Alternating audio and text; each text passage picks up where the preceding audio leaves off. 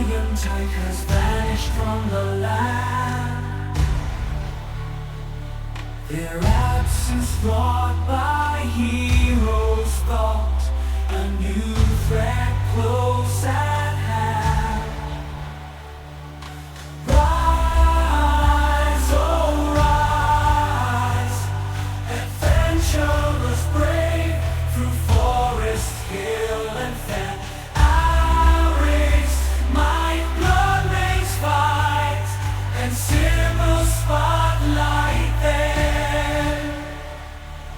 Winning shot, let us go on, together they defend. The Wildlands call to one and all, to bring peace back again. The world brink awakes, a slumber shakes, 2,000 years combined, the stalker's greed, a vengeful deed leaves naught but ash behind.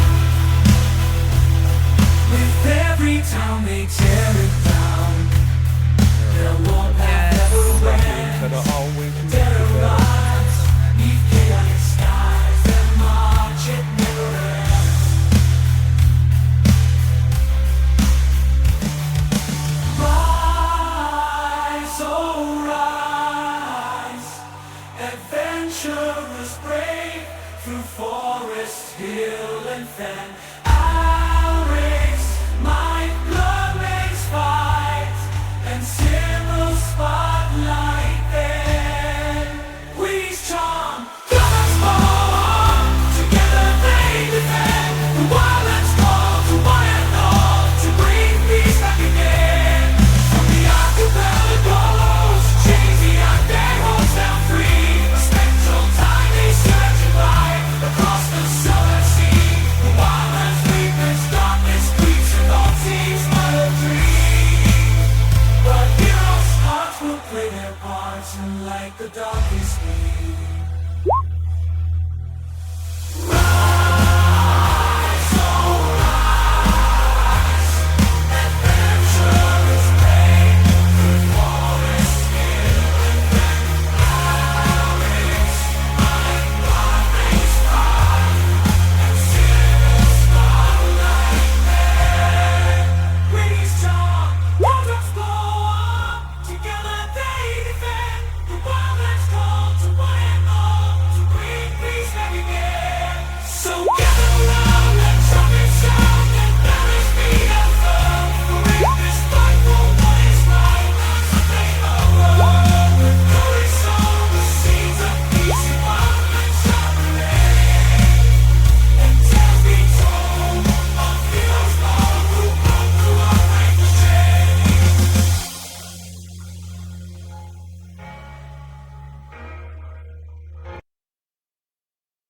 All right, friends, welcome on in. Happy Saturday morning. We are going to dive straight into session number 60 of the Wildlands, the big 6-0. We have played a lot of this campaign. Very excited about today's session. As you know, I don't pay a whole lot of attention to chat during our gameplay. Welcome on in, Payne. Thank you for your pre-coffee excitement. I've got my coffee here too. Hopefully you can see it's my Dungeons and Dragons mug.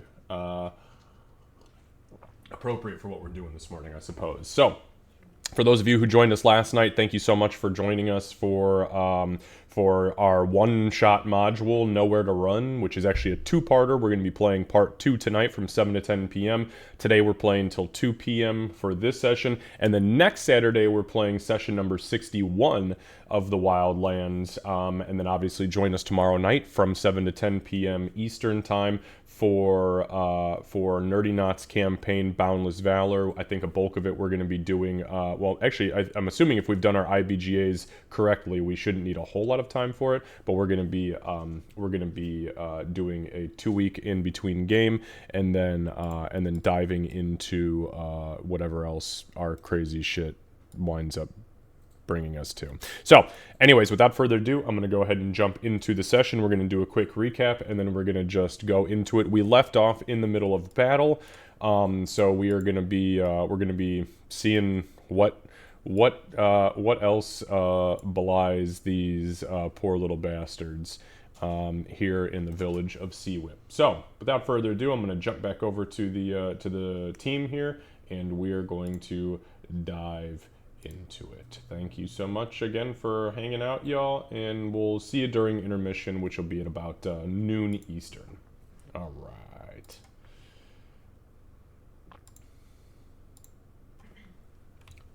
All right, the gang's all here. What's going on, guys? How are we doing? I'm ready. Well, I think I'm ready. Well, we'll see about that. I may have to Where'd run down and Lucy give. go? I might have to run down and give him my laptop because he said his is wigging out. Oh, okay. Yeah. Roll20 is really screwing with my browser for some reason. Oh, that's weird. Is it that weird browser that you use only in South Africa that maybe the United States has blocked for security purposes? Opera? I don't know. I'll try using internet browser. That's a good idea. See if that works. If that doesn't work, I'll give you my laptop. Go Chrome or go home. um, I kid. So, guys, yeah, we've got Lucy here, which is pretty awesome. It's been fun this week. It's been a long week, but it's been a fun week. Okay. So, while we get eaten all of the American foods. We got him to IHOP. So. Yeah, that was the one thing he said before he came. He said, well, my friend said that I have to try IHOP. So we took him to IHOP, and it was subpar because it's IHOP. However, he's been very happy with the food I've cooked, so that's good. We also took him to a Buc-ee's, so that was fun. The Buc-ee's was awesome. Buc-ee's is pretty badass. Was the Buc-ee's better than IHOP? Is this how we're rating things now? On a scale It of is, Buc-ee's yeah. to IHOP. Yeah, on a scale of Buc-ee's to IHOP, as far as American cuisine is concerned, Buc-ee's definitely takes the cake. It does. Yeah, what was the fudge you got? It was like a Birthday birthday cake. cake fudge? Yeah. Yeah, birthday cake. Oh, That sounds so sweet. It was intense, I'm sure. It took me a couple days to eat it. it did. Okay. So let's do a quick session recap from last month. All right, so June 2024, Part 2. So when the group awoke, they sat for some time in order to discuss the details of their plan from the night before. However, they decided that instead of flying to meet with the dwarves, they'd invite them to join them at the flotilla, and in the meantime, they'd visit the village of Seawhip to see their old friends, to see if their old friends could offer them any aid against the forthcoming undead engagement. The group relayed the plan to everybody else that was involved, i.e. Dwendar the Tempest and Grim, and then they decided that they would push forward. So, they gathered once more, and Ulrich performed a teleportation incantation, which brought them to the bottom of the ocean. Although they could breathe, thanks to Winnie, they were all but crushed by the pressure of the new underwater environment, the weight of the ocean bearing down upon their frail little bodies. In a partially stunned state, they saw dozens of undead creatures, bloated and swollen, and somehow heavy, sinking to the bottom of the ocean floor in the midst of a fight against the last remaining guardsmen of the village. The merfolk struggled, and the group jumped into action. They fought intensely, and the undead put up one hell of a fight, but eventually Winnie managed to part the sea so that the group could fight on quote-unquote land, so to speak, and in the distance, as they felled the remainder of the dead, the group spotted skeletal forms of sharks and what appeared to be some form of monstrous whale with writhing tentacles and red necrotic energy heading their direction. And that is what you guys had seen, along with a couple of these moving in your direction. So, happy Saturday morning nightmares. It is milestone XP. There was no level up last time, as we did not hit said milestone. So let me just get to... Hey, he's back. I was right, wasn't I? Yeah, I think you got it. That's right. This is America, son. We don't use opera here. Okay.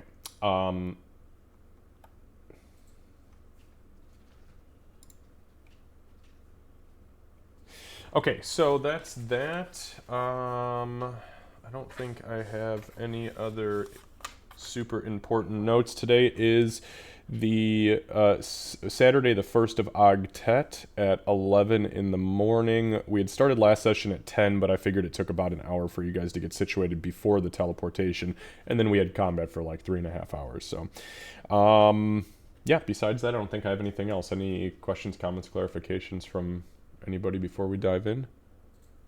Before we dive in, because it's underwater combat. Okay. I think you said the time already, but it was Ogtet the first at what time? I want to make sure. 11 a.m. Thank you. Sorry for the double roll. My dice was a bit delayed. No, it's okay. All right.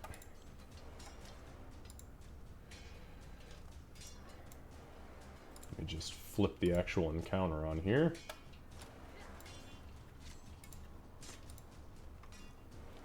Okay, so where you guys find yourselves now? I know everybody was taking notes on what they had remaining of their respective things. Gartok, you have protection from good and evil on right now.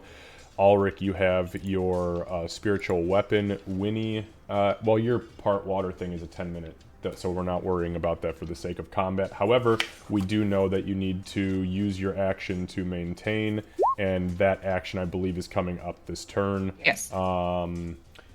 And then I don't think we had anything else that was on and needed a timer. The rage is pretty much moot. Yeah, I think that was about it. Sybil, there's something on you, but I can't remember for the life of me what the fuck that was for. Let's see, you were fighting an assassin, so let me see if there's anything. I know it tried to poison me but failed because I can't be poisoned. Yeah. I don't have the any symbol. conditions. You have the symbol too. Yeah, so does looks like so does Blood Mane. Oh, does- you know what? My dumbass, it's water breathing. Okay, that's what I was gonna suggest. Breathing water. Yeah, is all good, of us yeah. have it. Yeah. Yeah, it's just water breathing. Okay, never mind. So yeah, Sybil, you're fine. Okay, so we're gonna go right to the very top, just so you guys know, this is round 8. As far as this combat is concerned. So, Bloodmane, it is your turn. You have a one of these drowned undead creatures here.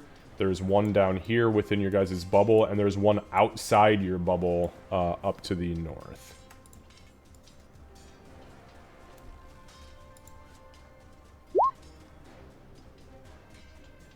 Kurt. Oh, sorry, you're just rolling. I didn't hear you say anything. Because I didn't. I'm a Okay. man of few words and much action. Alright, so let me...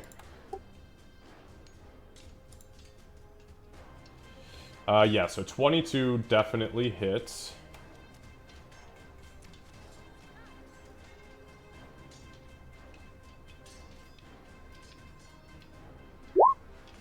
Alright, so that is for 19 points of slashing damage.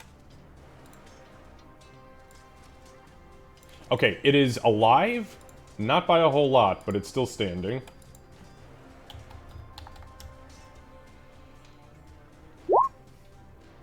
Jesus Christ, yeah, 31 will hit.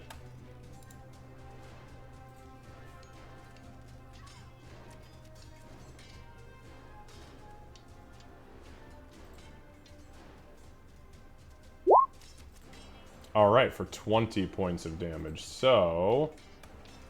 Oh boy.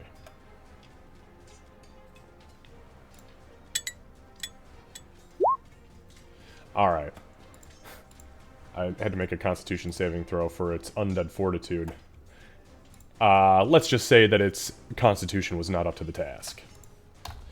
And you control alt, fuck that biatch right off the face of the map. So you hit it the first time, you hit it the second time. You see, as you begin to split it in half, the necrotic energy kind of like begins to fizzle, and you see it trying to pull the spine back down. It just does not have the strength to do so, and it goes down. So now you can move half of your movement speed.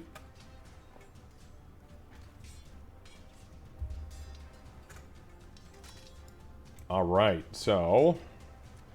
And your next attack, then... A 14...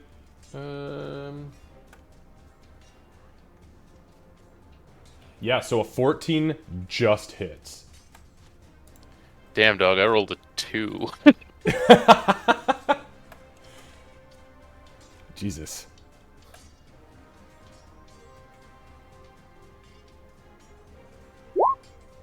All right, for 14 points of damage, and it is going to take all of that damage. So,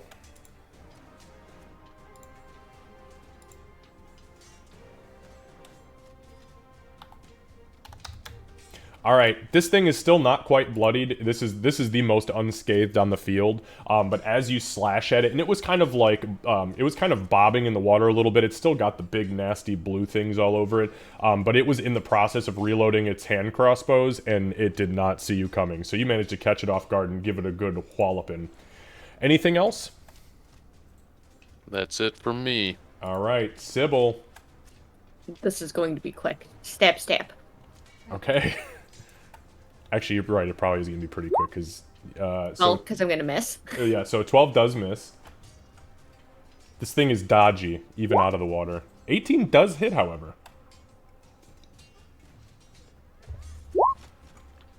Beautiful. Give me 1 second.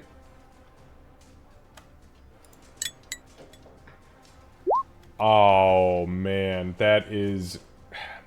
Stupid undead and their bullshit fortitude. Yeah. It had to make a Constitution saving throw for its undead fortitude, and it was a very low DC, but I rolled a 6, so I guess it'll just go fuck itself. It was over. I thought you were gonna say that it had like 1 hit point left or something, like not from undead fortitude bullshit.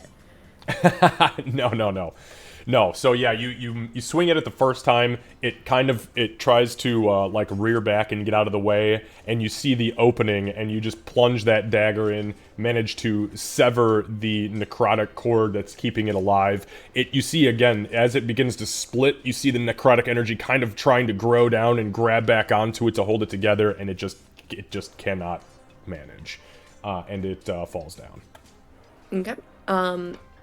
Because I don't have an enemy anywhere near me, I want to do a quick glance around. Obviously, I can see the one up by Bloodmane. I have not seen the shark or the whale yet. Do I see them when I do a quick glance around to kind of look for other, where's my next movement kind of thing? You don't, not with your, let's see. I have a 19 passive. Yeah, but you already failed the passive the last time around, so that's not, you know, you don't get to just redo that. If you want to use your next action, or if you have a way to action surge, you can absolutely attempt to perceive. Gartok did call it out, so, I mean, there was something, yeah, up there, I haven't seen it correctly yet, so I was trying to figure out where it was. Gotcha. So, I can't do anything else. My back's firmly to a, you know what? Go right here. Now my back's more firmly against a wall. All right. And just so you know, with where you're at, I know you can't actually see it. That's actually a door, just so you know. A closed door or an open door? Yeah, no, all the doors are closed. I am vaguely concerned by that, but still seems less problematic than getting shot from someone sneakily in this direction that I don't see. That's fair. All right, Winnie, you will need to use your action this turn to maintain concentration if you are going to keep the water parted. Yes, I will definitely do that. And for my bonus action, I'm going to use Healing Word at first level on myself, and everybody will get 12 points of healing. Not Bloodmane. Well, Bloodmane wouldn't matter anyways, he's at full health. So. Yeah, not Bloodmane, but he knew what he was doing. And then for me, I will get 19 total. Okay. So make sure you mark off your spell slot. So Winnie, as the water begins to kind of fumble, you guys see the outside of this square, this cube, begin to kind of like fall in on you. Winnie kind of makes this whooshing motion with her right hand, and the water just peels back up and into the wall as she maintains concentration, and then she lets off her word of healing, which then causes the unicorn spirit to spin and heal everybody. And I will also move in a little bit here. You know what? I'm not going to stack right on top of her.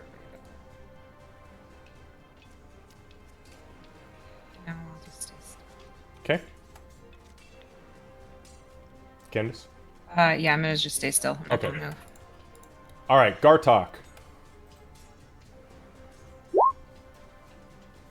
We can't hear anything you're saying, bud. Candace she might need to come down and help you, because it's really weird that you're, I mean, even my old piece of shit computer is running perfectly on the same line you're running on.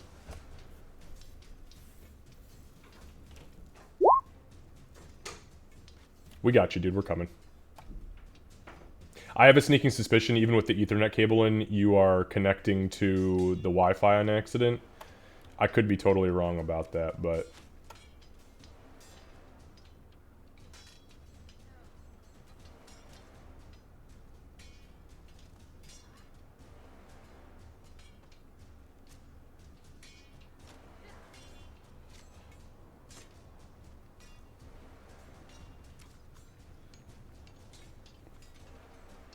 Okay, just so you guys know, on deck next is Ulrich. And actually, you know what? Since they're getting that set up and we don't have Lucy here, why don't we go ahead and just reverse your two's order for this round so that we're not slowing the combat down too much. So Ulrich, we'll start with you. Okay. I'm going to move my spiritual weapon as a bonus action. I can't move it. Just move it 20 more feet toward the... Oh, I can only move 20. So 20 feet toward Jackass up in the north. Gotcha. I'm just going to do a little move, and then I'm going to cast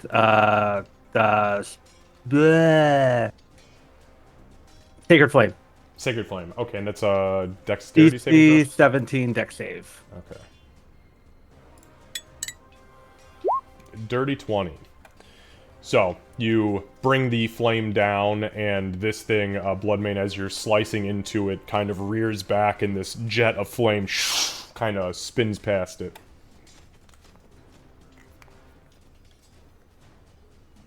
Sorry I didn't take up more time, but that's all I got. No, that's okay. Hey, I'd rather turns be quick. If they don't need to be long, that's fine by me. I was trying to stall. Yeah, no, that's alright.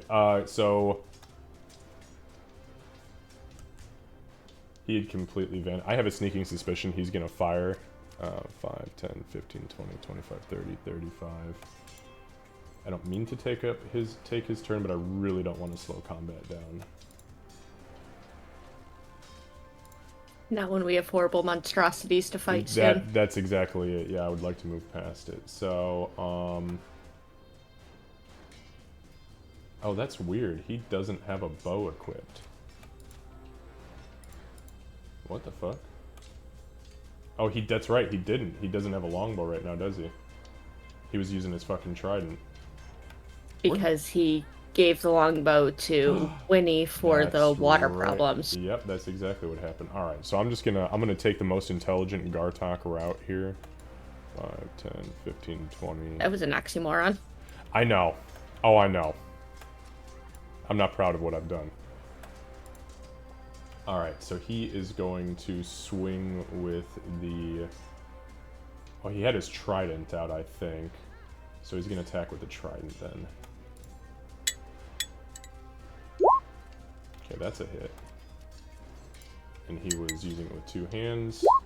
That I know for a fact. So he hits on the first one. Yeah, dude, I don't even know what half of the shit he has on him anymore is. Then he has 2 attacks, and that's a miss. So the first attack, so he swings with his trident, and he does successfully hit, and that's for 6 points of damage. Which it takes all of. And then I'm not going to burn any of his finite abilities, because that is not my place as a DM, I don't think. So we'll move on. He has Hunter's Mark up, it looks like. Let me see. Because it's one of the icons. So he doesn't have Hunter's Mark because he had protection from good and evil. Oh, the Slayer's Prey one, the other, the non-spell version. Yeah, that's I don't know if he would bonus action to move that over. Probably. Which would just be an extra 1d6 damage on that. Well, no, Gartok always does it after he attacks. So he's going to do it at the end of his turn. Yeah, no, that's a Gartaki thing to do. But let me get I will put the icon on there because you are absolutely right. He would have Slayer's. I zoomed in to try and decipher his icon. Yeah, me too. I'm at 147% right now to see what the fuck he's got going on. I figured it out though. His resistance is water breathing, Slayer's Prey, and then the protection from good and evil and the concentration for it.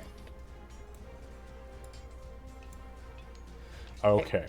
Only know because of Auroraing for so yeah, long. You used to be bad. Same with Ree towards the end. It was like, Jesus, she was resistant to fucking everything. Alright.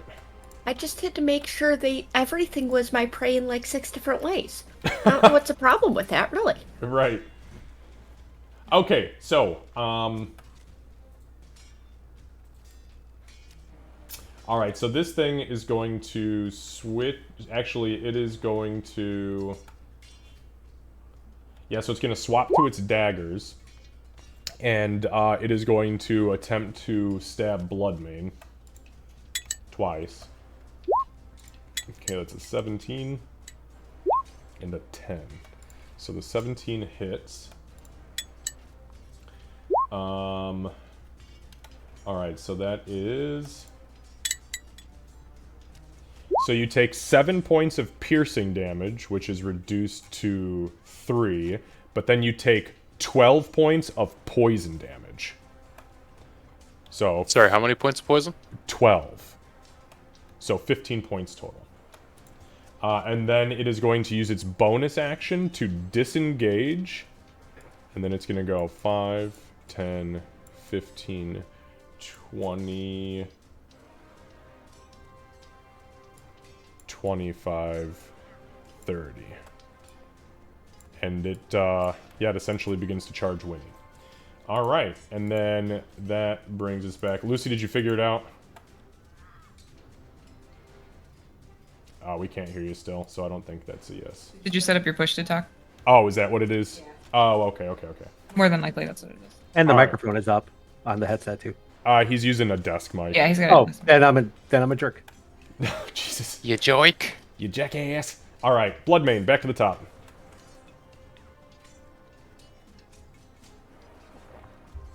What was the issue? Hello?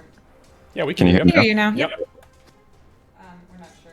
He's like, it's weird because it ran just fine in South Africa. Right, going to attack that dude. Alright. Yeah, 19 hits.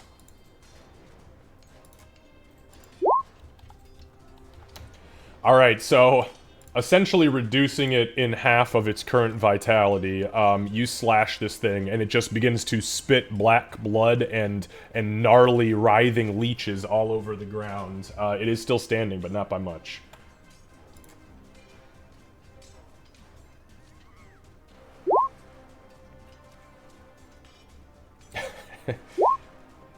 $14 just hits? Another 2, Jesus. Holy shit. Alright, give me 1 sec for the Undead Fortitude. Wow.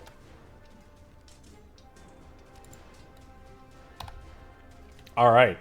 So, as you slash into this thing a second time, it hits the ground, and you see the leeches, what's left of them in this thing's body cavity, begin to creep up and try to grab and pull the two halves of the corpse together, but before it has a chance, it literally just kind of deflates onto the ground. The big, gnarly tumors on its back splitting open and spilling out this just gush of black ichor. Better on the ground than in the water around your faces and heads, I guess. Anything else, Bloodmane? No current active threats on the board, correct? Not at the moment. Alright. I suppose... I don't know if I'm able to after actually making my first attack, but if I'm able to, hold the rest of my attacks if something gets in range of an attack, I'll do that. Okay, yeah, so you can't because you've already taken the action to make the attack, but you're at least on alert at this point. Sounds good. Alright, so give me 1 sec here.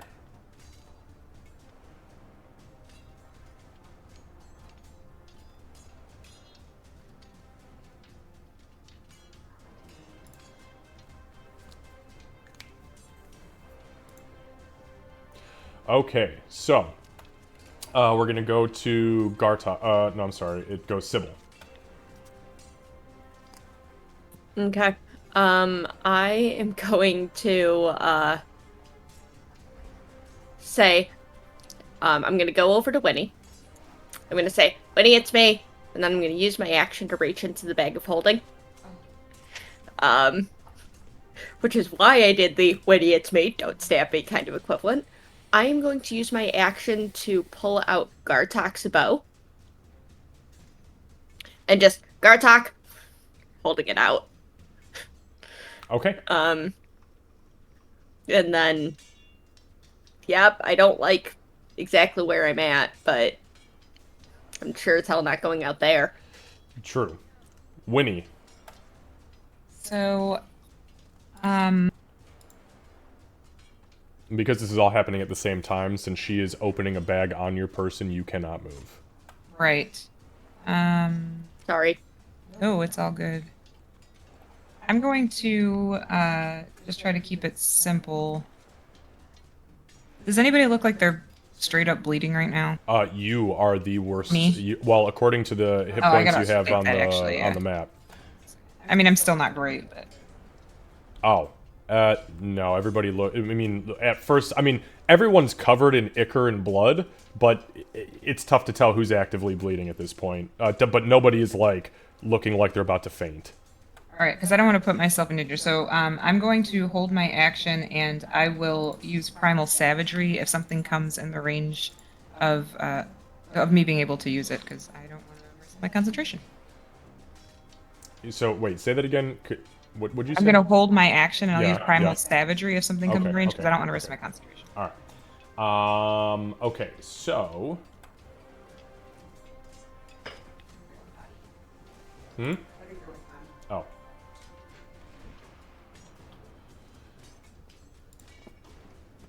All right, that brings us to Gartok. Gartok, anything fancy? No, nothing fancy for me. Hopefully everything's working now. I hear you, yeah.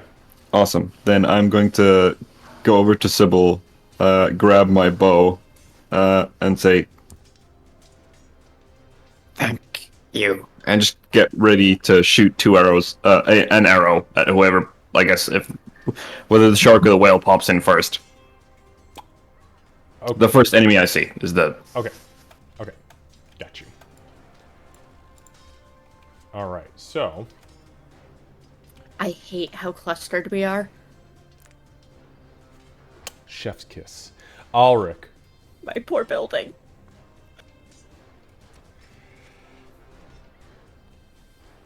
I'm gonna actually move a little bit, and then you actually use my action to scan for additional threats, trying to find something. Okay. So you use your action. Go ahead and give me a perception check.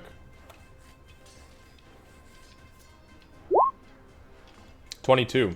So as you look around, you know that you have, like, maybe 1 or 2 seconds before one of the skeletal sharks appears from over here. And one from over here, for sure. And you also see the whale coming from this direction fast. Like, within 1 to 2 seconds, it will be on you guys. We can't hear you.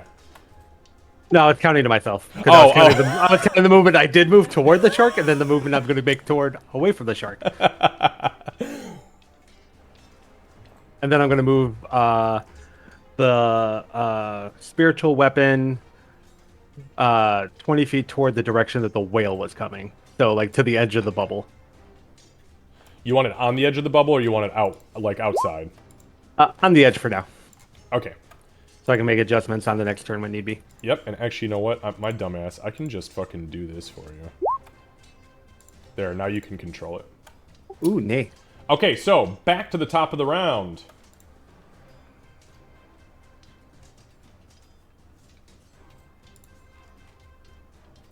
I imagine that's me. Give me 1 sec here.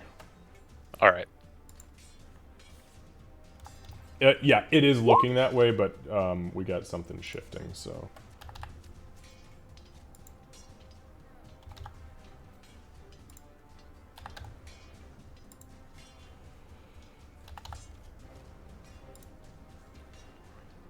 All right, so Bloodmane. At the top of the round, everybody starts to kind of gather up. Gartok takes his bow. Shit begins to look insane. And as you're kind of like looking out and about, and you see Ulrich kind of, scanning the horizon, focusing in these specific directions, the spiritual weapon shoots to the edge of the water barrier. Everybody starts to kind of do their thing. Suddenly, you see... That's cool, I hate it. I can turn into one of those, just not so skeletal.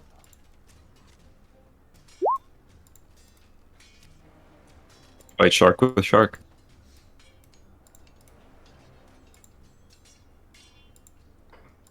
You see enemies. You see some horrific fucking enemies begin to materialize out of the blackened depths. Oh, give me a second. What the fuck? Hang on, that's not right. Give me a sec. These fucking things. It's the kelp force coming to get Sybil.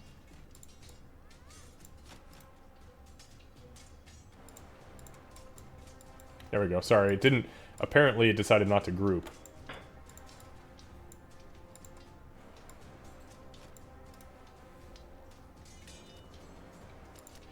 Give me just 1 second. I want to make sure I'm grouping these so I can see where the fuck they're at. I'm actually a little glad I'm not at my building with 2 sharks coming from both directions.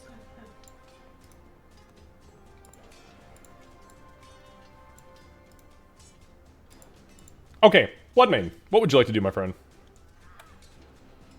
I'd like to do a lot of things, but what I will do is get up in this dude's grill.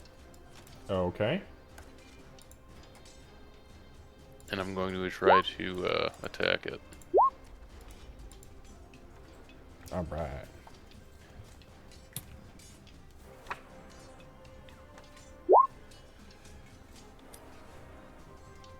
An 18 does hit.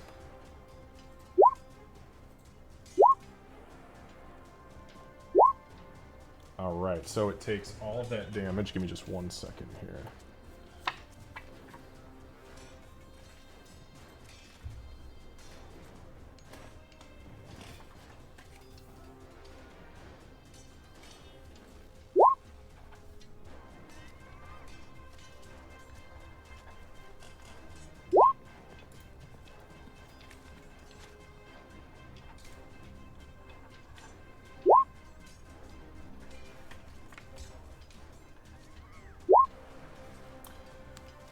Okay, so yeah, you hit it. This thing's weird because it's completely skeletal. There's like no scraps of flesh left on it, but you can see this dark necrotic energy, and then the little black leechy things, the slugs, kind of like swirling in and around the bone structure, holding it together. It takes all of the damage, and yeah, you can go ahead and make your second attack.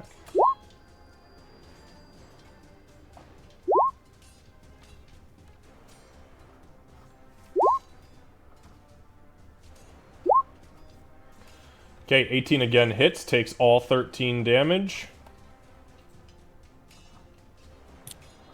It seems hurt, but it's pretty sturdy, and it doesn't cry out in pain because it's dead, so... Anything else? That is it for me. Sybil. DM question first. Would Sure. Gartok's held pew pew go off? He said he wanted to shoot a one of the enemies. Enemy pop first, yeah. The first enemy I saw. So, Gartok, what is the range on your bow? 60 feet. That's all on bow. Okay, so Minimum, at least. Minimum is 60? Okay, so give me 1 second here, so...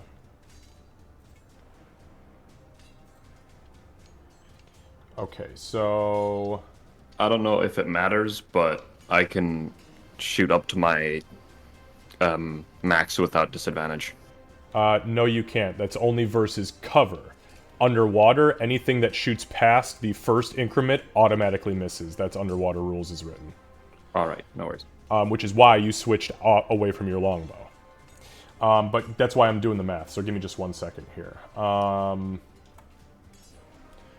So it looks like the closest to you would be the one to the east. So it's 5, 10, 15, 20, and then 30, 40, 50. So yeah, you could shoot at the one to the right if you wanted to on that eastern edge, but 10, 20, 30, 40, 50. Yeah, the one to the north and the west, it would automatically miss, so there's no point in rolling or wasting the ammo. So go ahead and make a roll.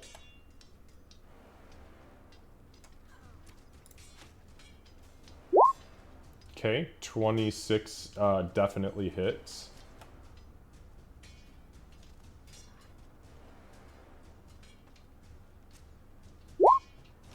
$12 damage. It seems to take all of it.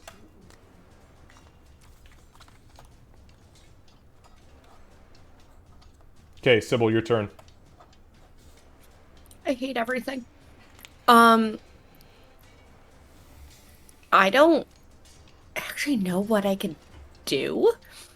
Sound, refresh my memory from last time. Sound in the water did not carry. Like, it did not, when people were talking inside the bubble and I was outside the bubble, I could not hear them inside, correct? Correct. Okay. Fuck. Okay. What I think I'm gonna do is I'm gonna go back over here to my favorite building.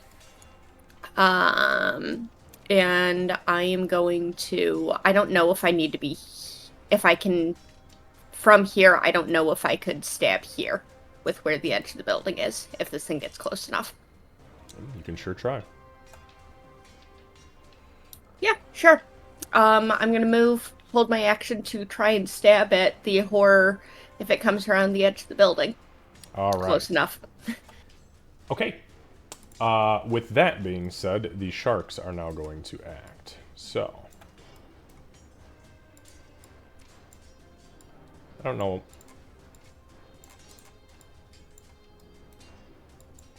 Hang on 1 second. Sorry, there is something funky going on with this goddamn thing. It's like the last week, Roll20 and fucking D&D Beyond have been absolutely strange.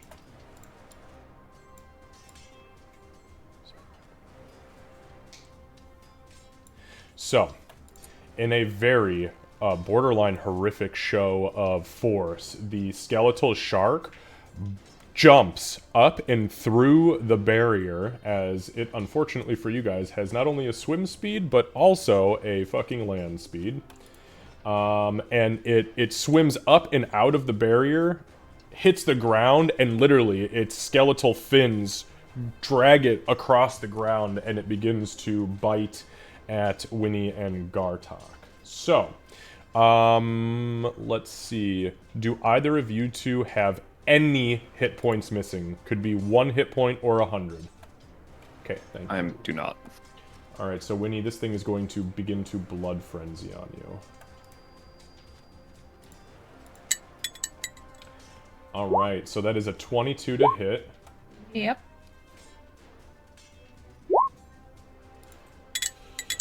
Okay, Winnie, you are bit, and you take... Oh, that was actually a really shit roll. That was 17 points of piercing damage. And I need you to make a Constitution saving throw with advantage.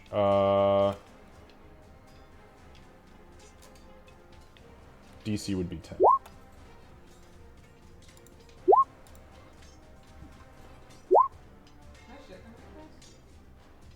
Candace. Hold on. Yeah, it's not. It's doing the thing again. I didn't even see the roll come through on the game log. Yeah, it's not working. Oh, I did. I see it here. You rolled a 3. Oh, did it? Okay. Yep. That's only 1. Yeah, I know. I'm waiting. Alright. Again, remember guys, right click, roll with advantage or roll with disadvantage and roll. Don't do the singular rolls, because if it starts to lag, it's going to just keep taking up more time. Okay, it's a 12. So 12 is a success. Alright. So that's it for its turn. It only gets the 1 action. Bloodmane, you are in combat with one of the other sharks, so it will go ahead. Bloodmane, do you have any HP missing, or are you still at full? I do. You I do have HP okay. missing, yep. Alright, so it's going to Blood Frenzy. Not great. Still a 19 with the high, so it does hit. And then you are bit for 25 points of piercing damage, but it is not magical, so it is reduced to 12 points of piercing. Alright, final one.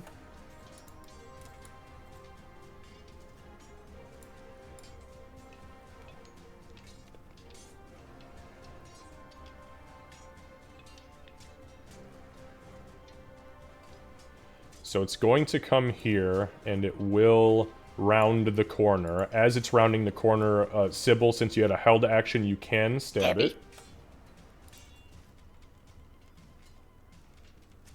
Never mind, it's bigger than I thought.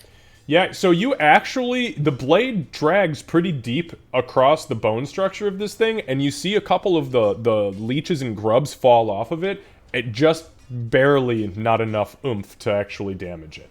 If that gives you any insight. I was picturing her hand went right between two of the skeletal ribs. Like, yeah. Oh god, oh god, oh god! Yeah, this is a stabby, never mind.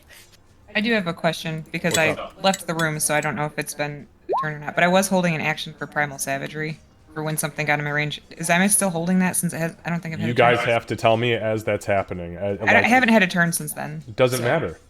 It approached you and attacked you. You were sitting right here. You had to have been able to tell me. I'm not remembering all your guys' stuff for you guys. Yeah, that's fine. So, a 24 is to hit. Yeah, if you guys hold an action or it's something on you, I'm not... That's not my job. I know. No, I'm not just saying that for you. I'm saying that for the whole group. Yeah, it just dawned on me because I was like, oh, this thing's... So, it does hit Sybil successfully. Yep. And that is... I am missing hit points as well. Yeah, I know. That's why I rolled with advantage. It doesn't do extra damage. It just rolls with advantage if you're missing hit points. Okay. So that is... Oh, fuck. Where did it go? 21 points of piercing damage.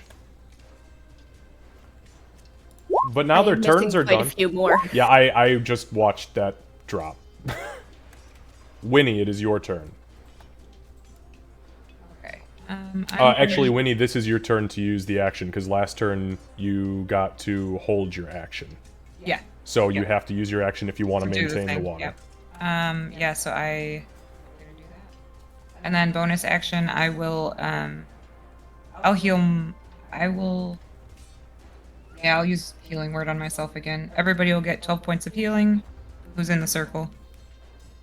Okay, so that would be Ulrich and Sybil, because Gartok is unscathed. And I'm getting 17. Okay. Make sure you mark off your spell slot. Alright, anything else? Nope. Okay, so again, as the water begins to crash down, as Winnie gets shredded by this nasty undead shark's teeth, she puts a hand up and forces the water back up and into the cube, whispers her word of wisdom, let it be, let it be. Okay, sorry, I had to get that out, otherwise I would just sit in my head. And then the spiral unicorn dances around the room and heals all of you fine folks up. Gartok. Right, so Gartok is unfortunately going to leave Winnie to her fate right here. And I'm going to first bonus action put Slayer's Prey on the shark right in front of us.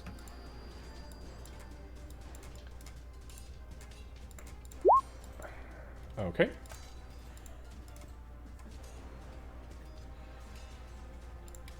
So something is really fucked up with these tokens. I'm not sure what the hell they changed, so I'm just gonna do this instead.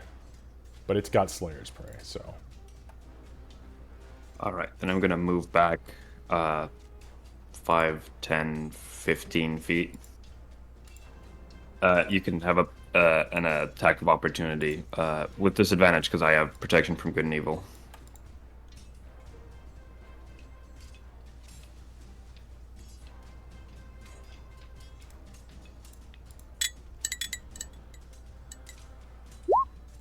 Okay, disadvantage roll is an 18. That hits exactly. Gotcha, bitch. Alright, so it does bite you successfully. It bites right through the barrier. Like, those flimsy two-legged undead, they couldn't punch through to save their lives. This shark said, fuck yo magic. That is 26 points of piercing damage, which I believe you're resistant to, or is it only slashing? Sorry, I'm switching to a different D&D Beyond tab to see. Don't worry about it. I found it. It's actually on your character token. It's piercing and bludgeoning that you're resistant to. So not slashing. Yeah. So, okay. So, with Sorry, that can you say being the said- damage again? Yeah, so, well, it's reduced because you're resistant to it, so it's going to only be 13 points of piercing damage. And then I need you to make a Constitution saving throw, DC 10.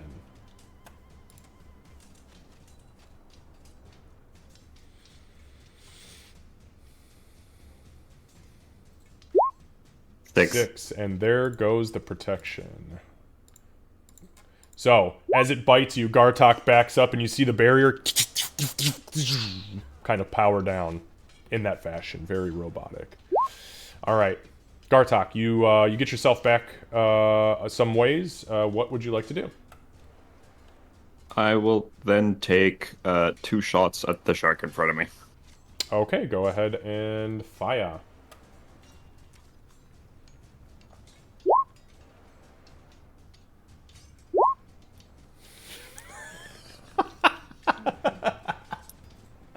Sorry, I'm laughing at Bloodmane over here. 21 does hit. Yeah, go ahead and roll damage. Make sure you add your Slayer's Prey.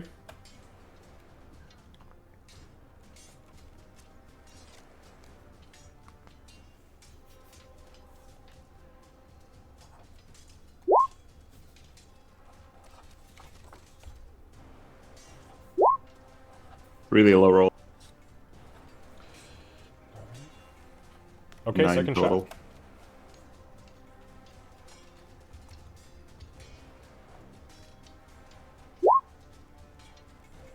Nat 20 will fucking do it.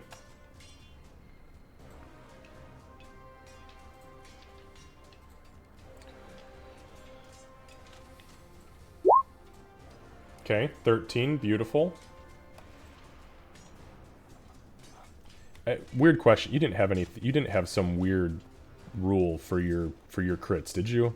I don't know why I'm thinking that. No, I don't have savage crits or anything like that. Okay, we've been playing a lot of D&D lately, so I'm getting shit mixed up. You know what you did remind me about? The fact that I have the piercer feat and should have subtracted 5 and added 10, but I didn't, so next time. Yeah, I didn't even know you had that feat. I knew you had some feat, but I didn't know what it did. Okay, so it takes all, like, 21 points of damage, or whatever that happens to be, 22. It takes the first arrow, punches right through this thing's skull, rattles around and falls out. Second one clips the side of the rib cage, breaks 3 of the ribs, and then hits the pectoral fin and busts a chunk of that off. But you see the leeches grab onto, or the grubs grab onto the pieces breaking off, and through this black and red necrotic energy try to re-infuse it back in. Anything else, Gartok? That's it from me. Ulrich. I'm going to cast Sacred Flame on the shark to the north. Okay. And I'm sorry, again, you said it was a dexterity saving throw, right? Okay. Correct, DC 17. Oh, no. Nope, it failed.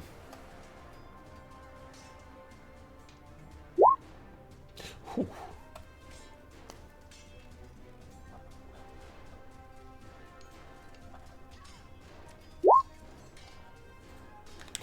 All right, it's fucking hurting. The blast comes down.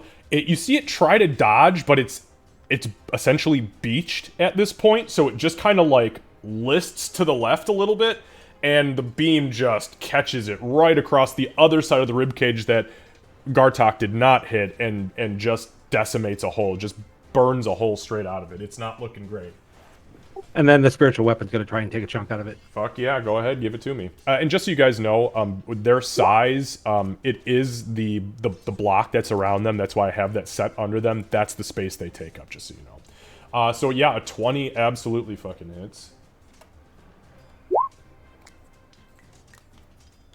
So, the spiritual weapon hits it, and as it hits it, oh, it's 4, that's force damage, isn't it? Yep. Yeah, okay, yeah, it takes all of it. All right. Anything else? Yeah, I'm going to do a little move like that. Okay. All right, so the whale.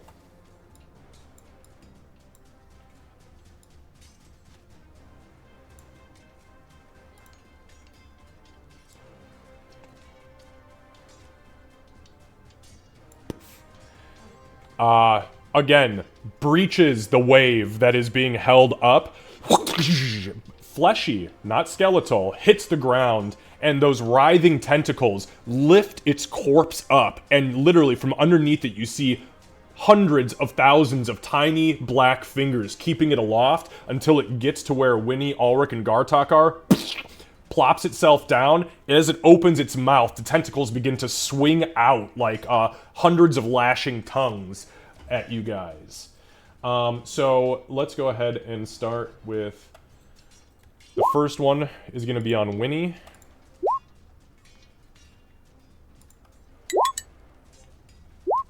Nope, that's a miss. It's only a 12. And then it is going to lash out. So that was an attempt to bite. The second one's going to be an attempt with the tentacles. Nope, that's a miss. That's a 13. And that's its turn. Keep your tongue to yourself. They're big and scary, but...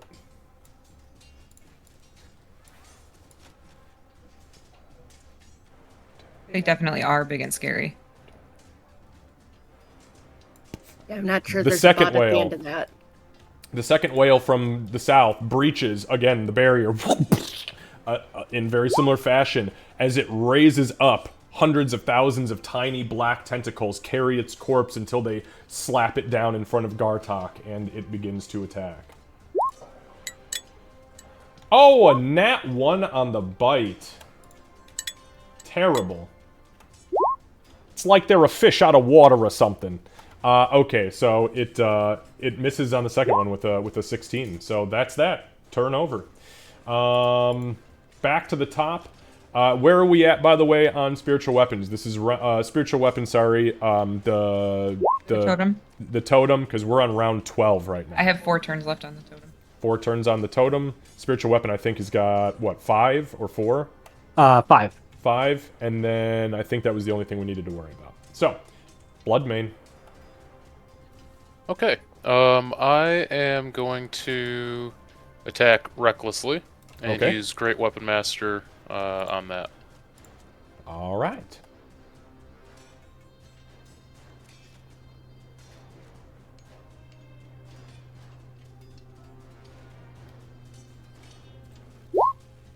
Oh yeah, so that's that is a 19. Yep, 19 hits.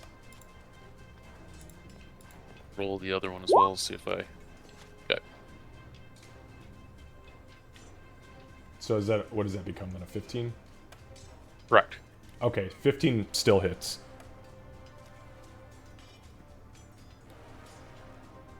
And then just add 10 to that. Okay. Sorry, I accidentally rolled something. I was trying to look at a description. Okay, so it's 18 plus 10, so 28 points of damage. Okay. Correct.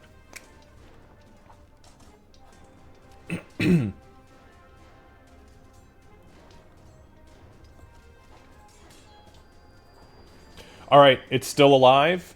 It is definitely past bloodied at this point. But as you hit it, you are sending dozens of these grubs out into the water, just completely burst and eviscerated as this thing is beginning to struggle to hold itself together. Okay. Same thing. Okay. I'll attack with the advantage. -5 to both.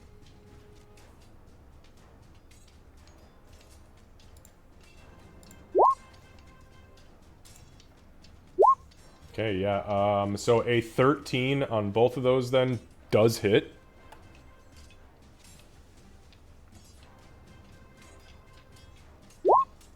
All right, so 29 points of damage. Holy shit.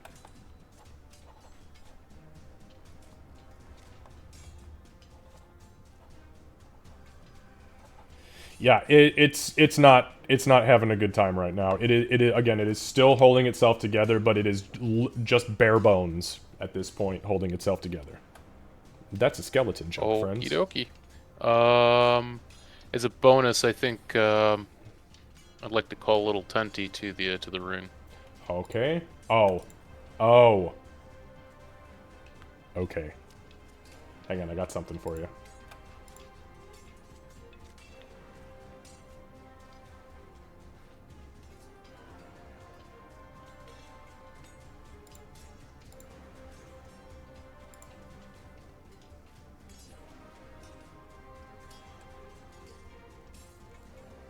All right, where do you want it? On the opposing corner to Winnie. Okay. Oh. Yeah, dude. Yeah. It's fucking animated. It's moving. He said, "Ill." All right, so yeah. Hey, you wanted to summon tentacles. I got you tentacles. You're making it very real. In my head, it was way different. Yeah, so Bloodmane turns around, and as he kind of like focuses on the sand, Winnie, from the sand, you see something kind of shake, and this tentacle bursts up and begins to kind of lash around. And then you can't attack with that this turn, can you? I believe you can, yeah. When you create the tentacle, you can make a melee spell attack against a creature within 10 feet of it. Okay, wonderful. So go ahead and make a melee spell attack with it.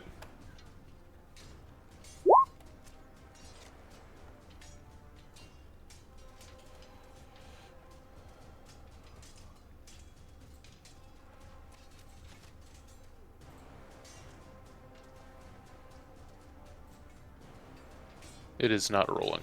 It is a +4 to hit, so... Let's see here.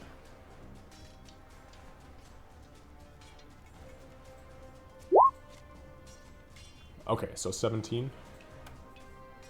17 does. Ooh, 17 does hit. And Okay. what kind of damage is it?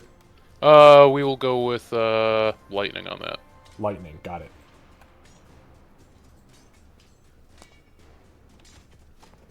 It's not rolling either, but it's 1d8 minus 1. Okay.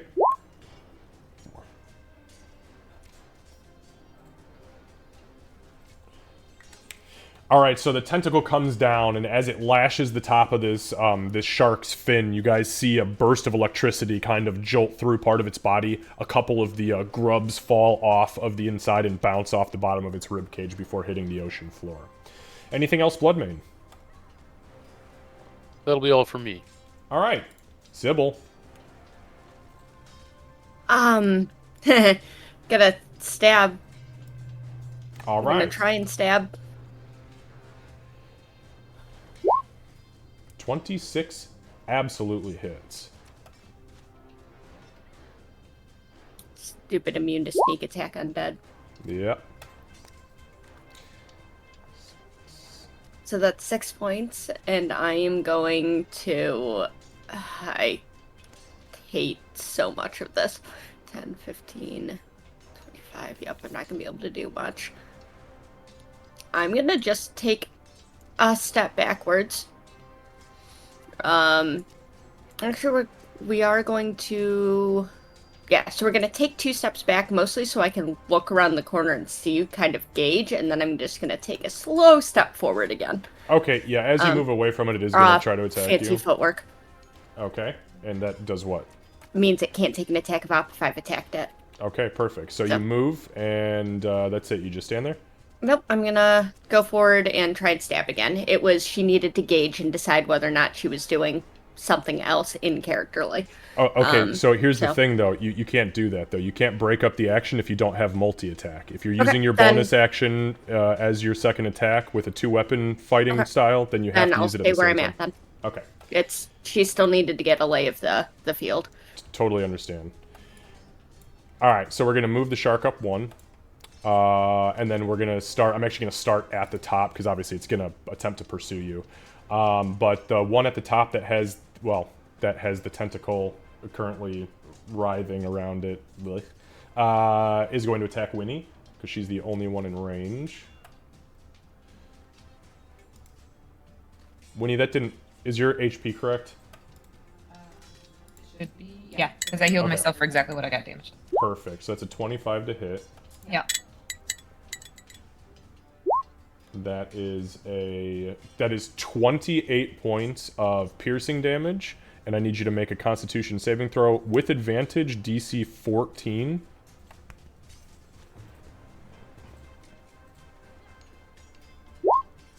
(21). All right, you do successfully save.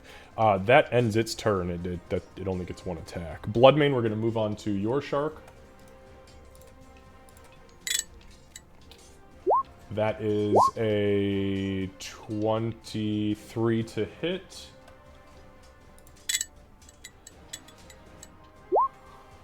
And that is for 21 points of damage reduced to 10 because you're raging. Piercing. And then the last one is on Sybil. Sorry, the tentacle things underneath have thrown me for a loop.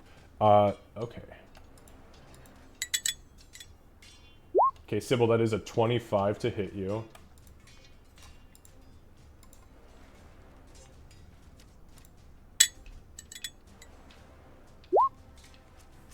Okay, so you are hit.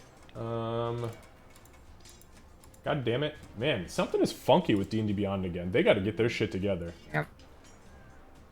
Okay, so that is 25 points of piercing damage. Did you get that, Cat? Yeah, my mic muted itself. I was trying to say I was uncanny dodging it. Oh, sorry, I didn't hear that before. Yeah, nope, that was Mike. So that would be down to 12 on that then? No, I called the damage. I didn't hear you say uncanny dodge, so you're taking full damage. I gotta hear it before the damage is announced, so. That's... Okay. Okay, that ends their turns. Winnie. Right, I'm going to... well, first with my action, I'm going to Cure Wounds myself at level 5. Holy shit. What are your spell slots looking at, by the way? Because you've been casting spells every round. Yep, I've been casting first level spells. So I have 2 5th level spell slots right now. I'm using one of them for Cure Wounds on myself. That's all you have for spell slots? No. Okay, I asked what are your spell slots looking like, so. First level is 1. Okay. Second is 3. Okay. Third is 1. Okay. Fourth is 2. Fifth, I will have 1 after this. And then I have 1 7th and my auto goes off. Okay. Alright, you're good. Go ahead and roll the HP for that. Yep, and so I am going to get 41 points of healing. Everybody else will get 12. Did you say 41? Yeah, because 29 plus 12. Oh, I got you. Okay, I was like, where the fuck did the other... I see, because of the spirit. Okay. So 41 to Winnie with the... Oh, nope, other direction, Winnie. Holy shit, you scared me. I saw your hit points drop to 8, and I was like, no! I hit enter too soon. Yeah, and then I'm going to... Fucking man. I really want to move out of the attack zone of both of these, but I don't want another attack of opportunity. And then everybody else make sure that you heal for the 12. Yeah, make sure you take your 12 points of healing. That's only within the zone, right? Within the circle, yeah, unfortunately you're out. If I can friendly pass the tentacle, right? Yeah. Okay, I'm gonna, I don't like the potential of getting hit twice, so I'm gonna friendly pass. I know I'm gonna get an attack of opportunity from that thing, but I'm gonna try to move up here. Yeah, so... 5, 10... Yeah, okay. Give me 1 second. It is gonna try to bite you. Lucky for you, it doesn't have Blood Frenzy. Oh, thank goodness. Unlucky for you... It's gonna hit. I rolled a 17, so... Okay, so it does successfully bite you. Oh my god, that's... Sorry, I was just like, I didn't realize how many dice I had to roll on that. So yeah, that's 25 points of piercing damage as it bites you. Okay. And I need you to make a Constitution saving throw with advantage, DC 12.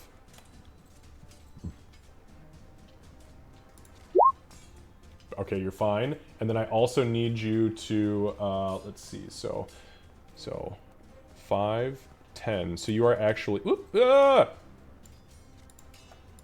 fucking tentacle. So you, Winnie, are actually right there, and you are grappled as the tentacles that have burst out of its mouth to bite you grapple you, and you are now stuck where you are, or it will pull you closer potentially. Sorry, still blinded on, but I'll put grappled on. I gotta find the grappled. Give me 1 sec. Sorry, you can go ahead though. Yeah, that's. All right, so.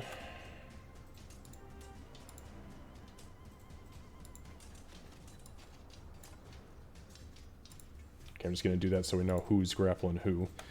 All right, next is Gartok. Right, so I'm going to... Sorry, Winnie, but we have a lot of enemies. Gartok is going to, as a bonus action, use Lightning Arrow as a 3rd level spell. Okay, go ahead and mark the spell slot off as you cast Lightning Arrow. And I'm going to try and shoot the... I know it's within 5... I know I have enemies within 5 feet, so I'm going to have a dead disadvantage, but I'm going to try and shoot the shark. Okay. All right, yeah, you will definitely have disadvantage, but go ahead and fire your shot.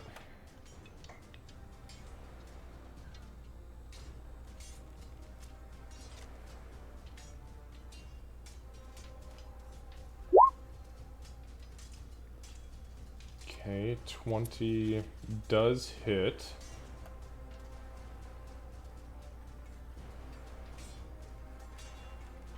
And it takes the damage, right? It's not a, oh, actually, hold on. Just let me read the spell. I have to open on a different tab, otherwise it just rolls the dice. You don't need to, I've got it open. So, okay, so it takes 4d8 when you hit it, and then all creatures within 10 feet of it must also make a dexterity saving throw. So, Winnie, you need to make a dexterity saving throw versus you're about to take lightning damage.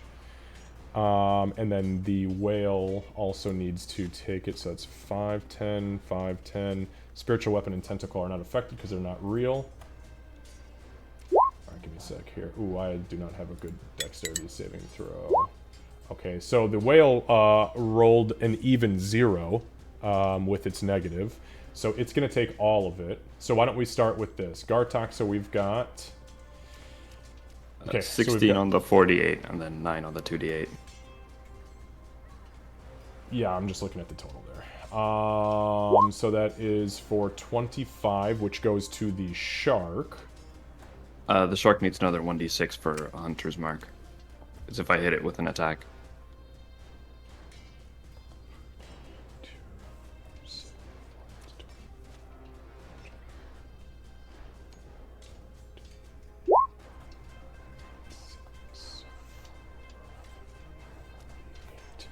Okay, and you said the sorry, the 2d6 from the splash damage was oh no, it's not 2d6, it's 2d8. Okay, it was 9. So that's 9. So Winnie, you take 4 points of damage from your success. So make a Constitution saving throw with advantage, DC 10. And then the whale will take 9.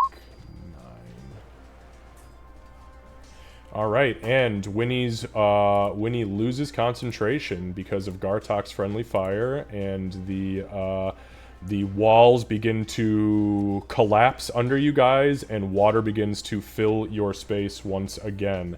And Winnie is currently grappled, unfortunately. Actually, Winnie, you should have made that dexterity saving throw because you're grappled with disadvantage. Yeah, I definitely was lost at that. Yeah, but that was I didn't catch it, so I'll leave it alone.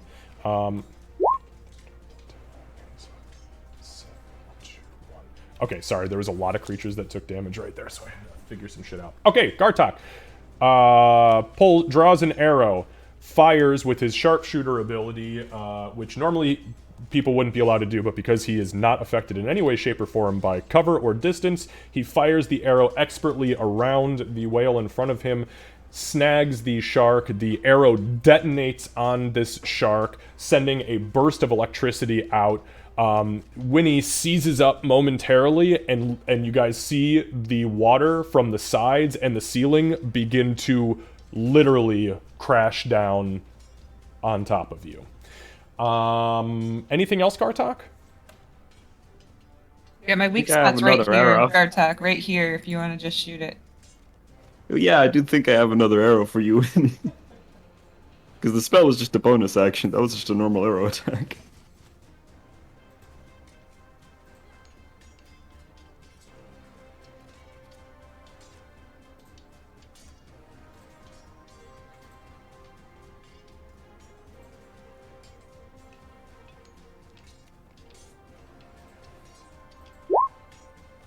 Okay, 14. Sorry, that's with disadvantage because I'm still shooting at the shark and there's still something in front of me. I tried to right click and it just rolled anyway. Okay. So go ahead and roll again. Yeah, so 14 does hit.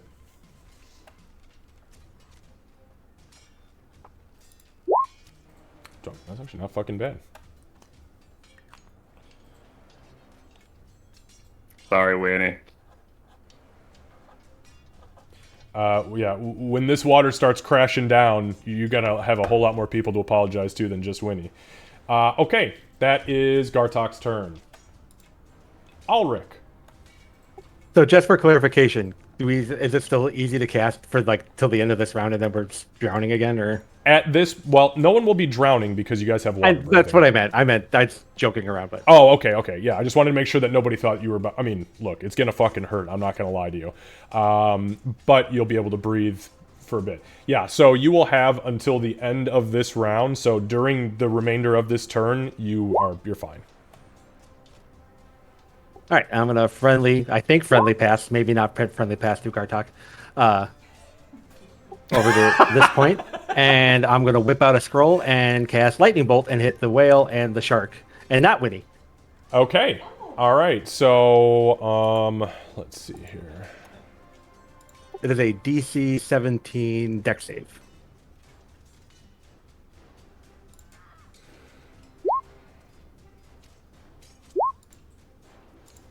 Okay, so you said a DC. What was it?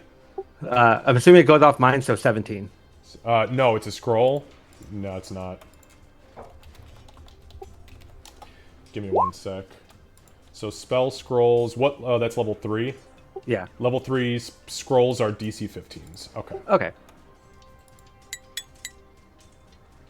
All right. So that is a success from the shark.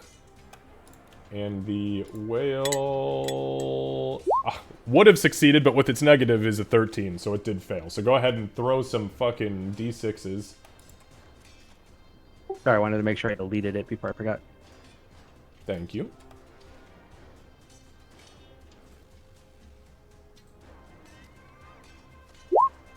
Holy shit. Jesus Christ. All right, so 32 points to the whale.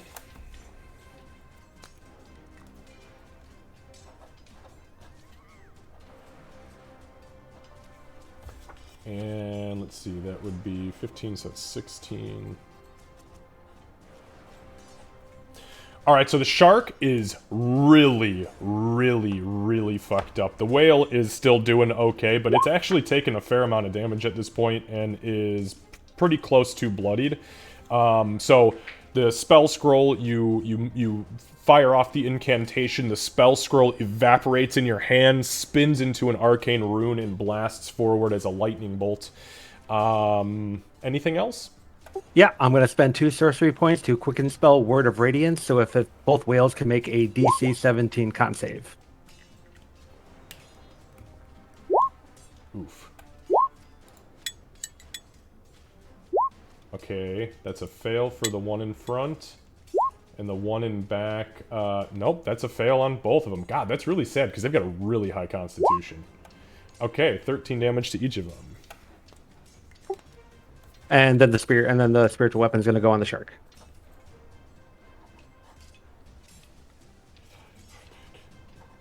Ulrich doing some work. Right. Now, does it get a free attack each round, or does you have to use your bonus action?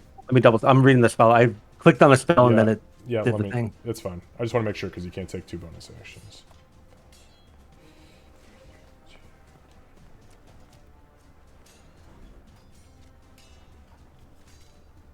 It's a bonus action to move it. it just makes an attack. Okay. Go ahead and make the attack. I'll roll it again because I clicked on an action. Give me 1 second. Unless you want to use the 20. No, we'll use the 26. Fuck it, if it's already there. We don't have to. You don't have to roll it. So yeah, go ahead and give me damage. I'm sorry. Who was this on? The skeleton or the shark?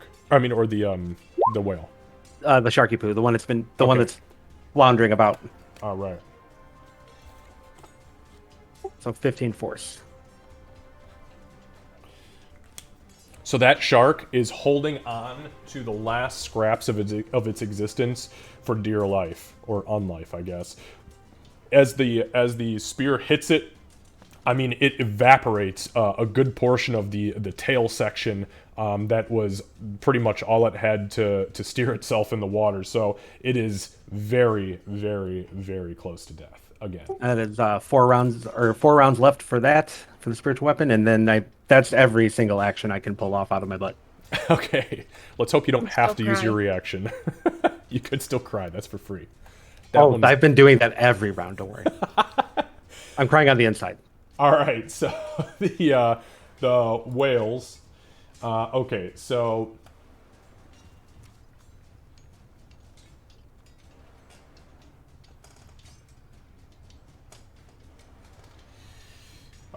the whale is going to drag, since it has Winnie grappled, it is going to drag Winnie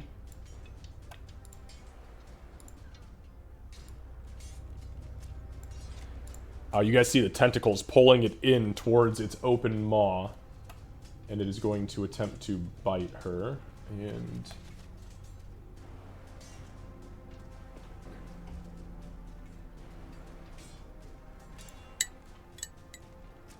oof, she got lucky. It's only a 12.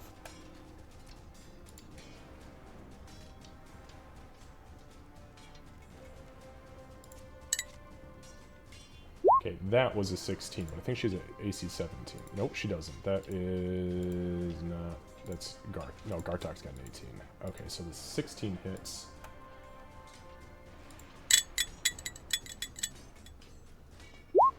Okay, so when... Oh, Jesus Christ. When the fuck did she leave? I thought I saw Ulrich get up. Okay. Alright, well, I'll let her know. Oh, is that what it was? I was like, I thought I saw Ulrich get up and it was you gone. I went to tell you how much damage you took and there's just a fucking empty seat. I was like, Jesus, she did not want to hear that. No, I'm out of here. If I don't hear it, I don't have to take it. Okay, what is Okay, so the whale drags you in towards its maw, successfully bites you for 32 points of piercing damage. And then it is going to swing at Ulrich with its tail. Well, tail, quote-unquote, tentacles, actually, are what they are. That is a 28 to hit. Oh, too bad that misses. And that is for 21 points of bludgeoning damage. Next, Gartok. You are, this thing is going to attempt to bite you with the mouth tentacles. That is a 16, which is a miss. It is going to then swing at you with its tail. Also a 16 and a miss. Okay. That brings us to the top of the round. So, at the top of the round, the waves begin to crash down around you guys as the spell suddenly fails. Although Winnie did manage... I mean, the fact that she was able to literally keep the ocean at bay for as long as she did is pretty fucking impressive.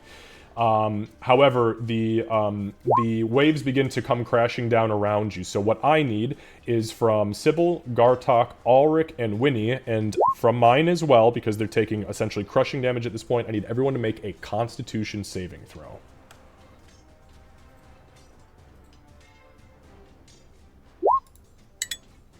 I assume that includes me. No, you're not inside. You weren't inside where the water was being held up. You were just outside of it. Okay. Yeah, they're saving right now against being crushed to death by literally the force of the ocean coming back down on top. Gotcha. Some of us are. Some of us are. Actually, to be honest with you, I don't think these fucking sharks are gonna make it. See, it was all part of Gartok's plan. As Lucy panics about where he's gonna sleep tonight. I believe it's called the doghouse.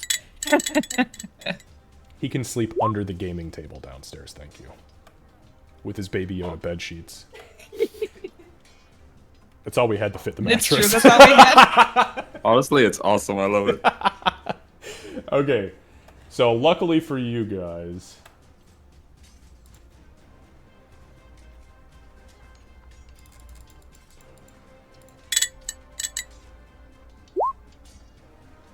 Okay, so I'm going to go back up here. And I'm going to take a look at these comms. So, the only people who succeeded is Gartok, Sybil, full stop. Yeah, no problem, Casey.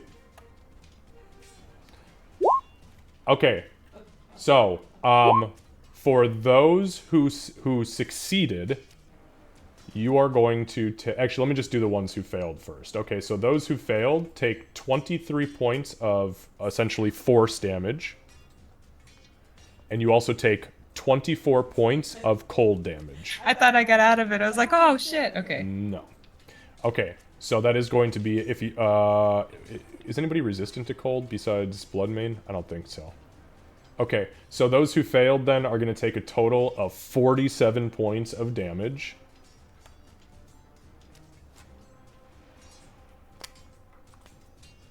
And those who succeeded are going to take, let's see, 47 divided by 2, that's 23 points of damage.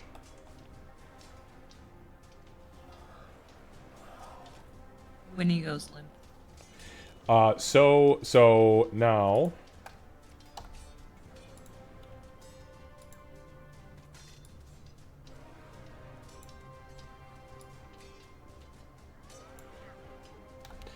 Okay, so that shark, as the waves crash down on top of you guys, that shark, it literally just fucking disintegrates into essentially nothing. The other shark at the bottom, give me one sec.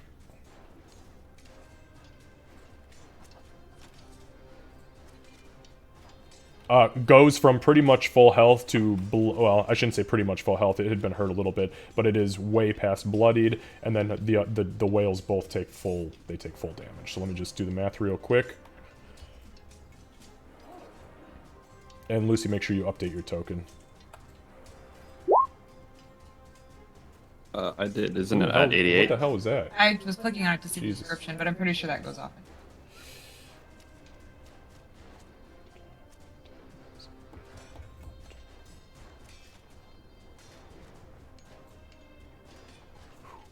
So the whale that has Winnie grappled is not having a good time.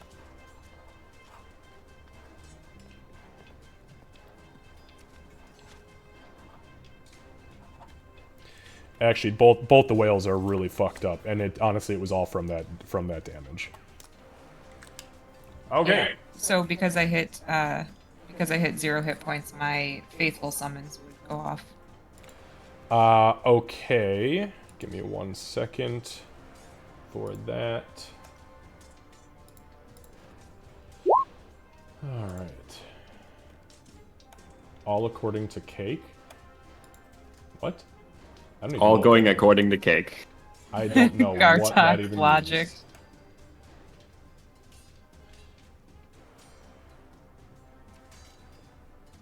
Okay. So... Now the problem is, we had discussed this before, because your faithful summons summon a very particular type of thing, don't they? It says it summons 4 beasts of your choice that are CR2. No, that's not what you and I discussed, though. It was a dinosaur-specific thing. We talked Oh, about it that's offline. right. It was the Allosaurus. Give me 1 sec.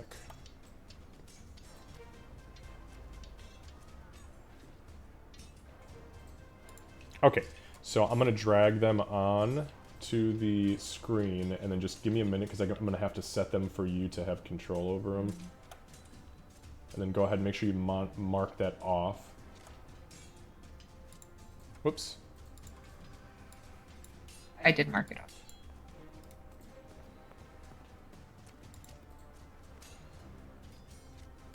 Ah, stupid. It's not going to let me give you access. It's not going to let me have you control it. That's okay. That's not a big deal. Give me a sec. And because it's conjured, it still gets your bonus, right? Yes. Okay, so what is the HP increase on it? So it's 12. They get 60/10. Even if it's being cast at 9th level?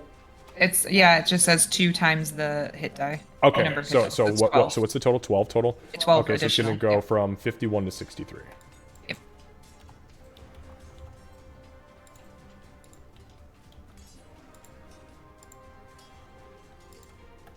Whoops.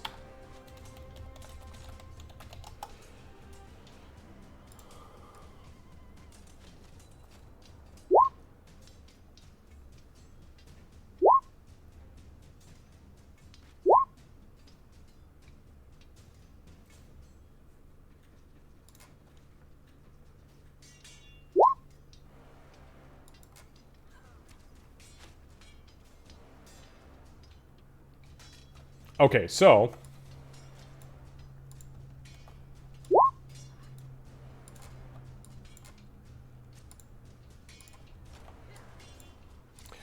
you guys see, as the waves begin to crash down around you, Winnie's body immediately goes limp, and as the water fills up and she begins to be pulled towards the towards this undead whale, her body vibrates in its tentacles, and as it shifts, you see 4 motes of red and green energy spin out of her body, and into existence comes these 4 dinosaurs, these Allosaurus, these big, almost raptor, but like large size raptor, like kind of like baby T-Rexes almost, spin out of her, materialize, and immediately begin going to work, even as her body is hanging in limbo. Okay.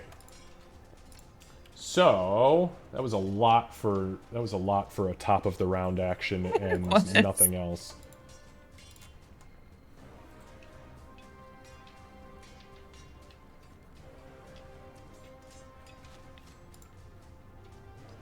All right.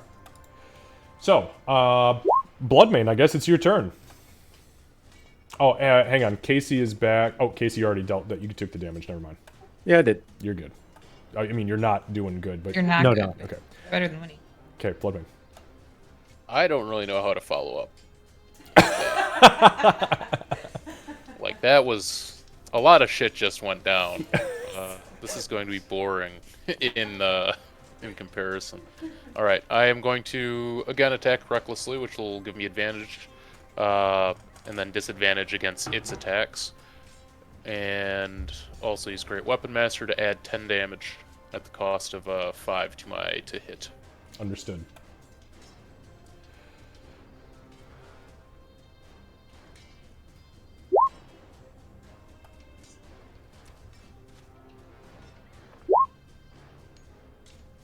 So unfortunately, that does miss. Okay. I will use my second attack. Okay. Oh, wait, no. Oh, yeah, because you had -5. Okay, sorry, I'm making sure I'm doing the math right. I think you are, yeah. Okay, now that hits.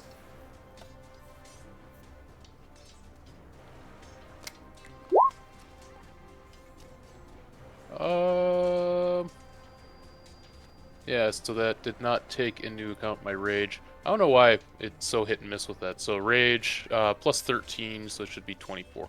Okay, 24.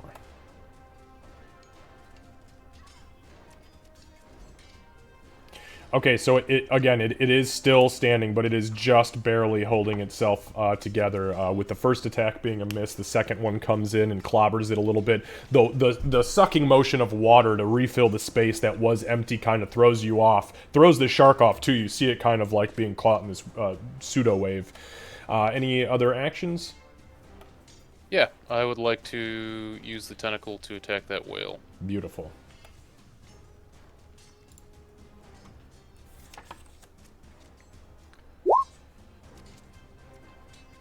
15 does hit. Right, it is lightning damage. Or... We'll call it a minimum of 1. Alright, I'll take it. It tickles. Zap, zap. Tentacle. All right. So, all right. That brings us to Sybil.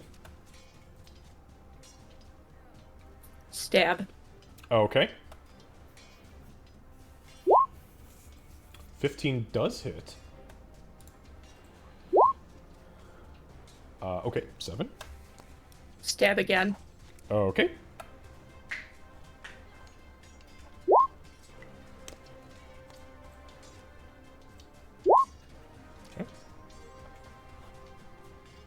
Now, she's gonna look over her shoulder, see a bunch of dinosaurs, know the only way there's dinosaurs in the bottom of the ocean is because of Winnie, and she's going to fancy footwork her way back, hoping that the shark eats the dinosaur instead.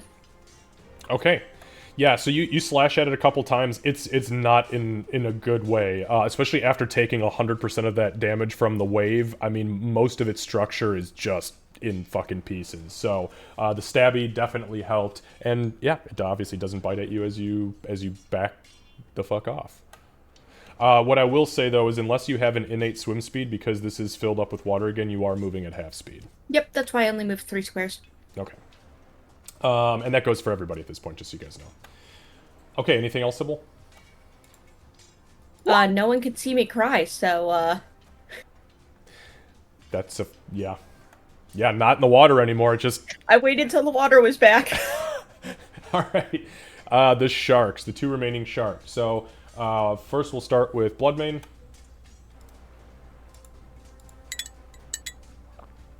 Okay, and the roll with advantage is a 26 to hit.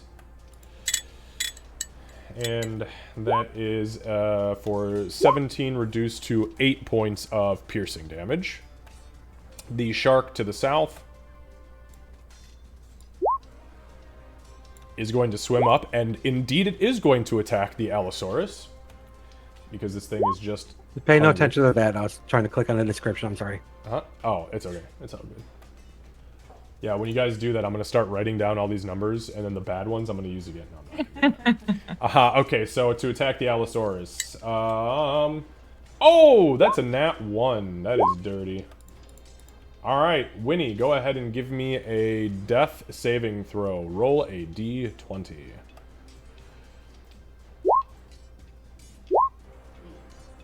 A 9. That is a first failure. Alright, Winnie, it is your turn, however, and because the summons act on your turn, do with them what you will. Yeah, so it does there, you can look at the Allosaurus. I have it. Yeah. Yep. It does say on there that if they don't get an order, they defend me and attack my enemies. So they're going to attack my enemies.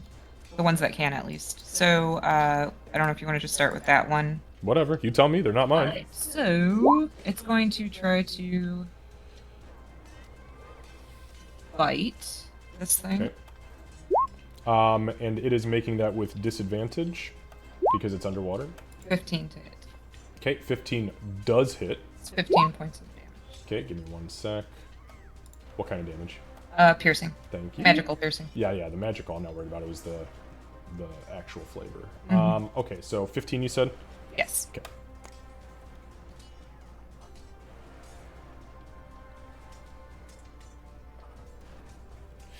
All right, so the Allosaurus absolutely bites a huge chunk out of the side of this thing.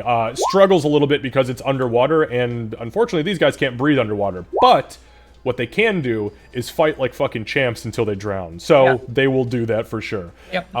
So it bites into the side of this thing, shreds it, and yeah, it is the whale's not looking good. Since the whale, this little fucker is still holding Winnie, this one is also going to attack the whale Okay. with a bite. Yeah, and Winnie at this point is all but in this thing's fucking mouth. Sorry, the disadvantage, 19 to hit. With disadvantage? Yes, it was a 24 maybe for 19? this. Okay, Yep. perfect. Yep, so yeah, obviously. And that 14 hits for points sure. of piercing. 14. Okay, give me 1 sec.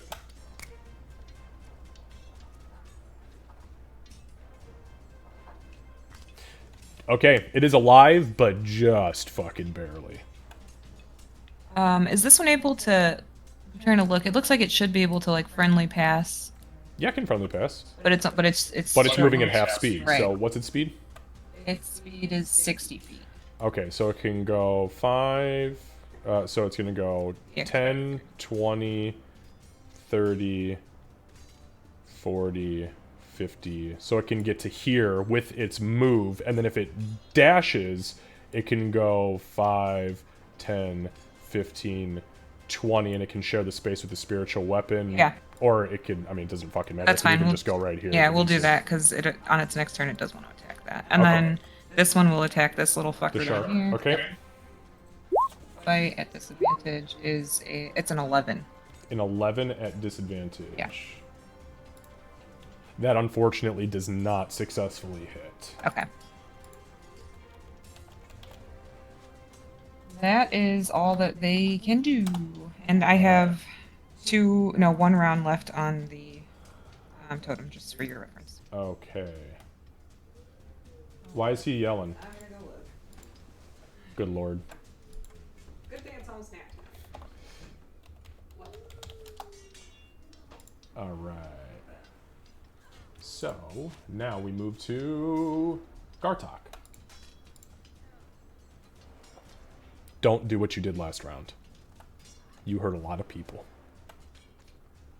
I also heard a lot of bad people, but yeah, I agree. Who was the first one to take out a shark?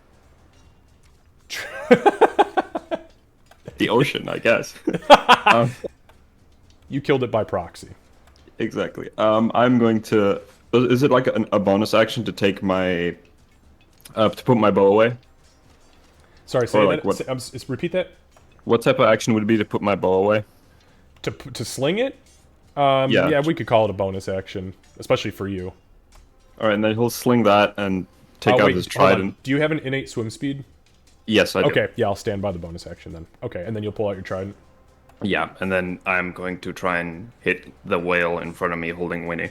Okay, go ahead and make a melee attack.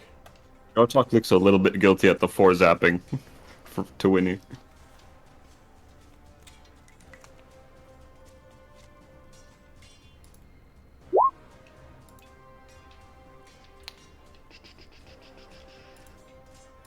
Okay, 22 definitely hits. This is with 2 hands, so it's a D8.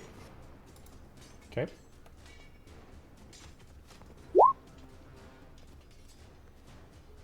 So it can survive for 3, 4, 6. And then second attack.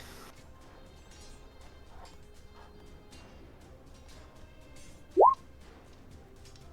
don't know if that one hits.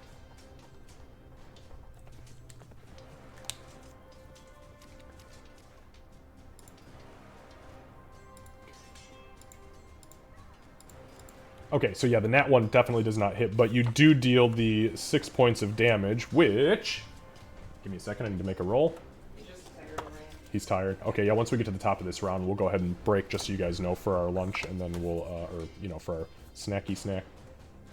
Okay, I need to make a roll for Undead Fortitude real quick. So, let's see, that was 6 damage, so the DC is 11. Oof! Embarrassing, you giant fuck.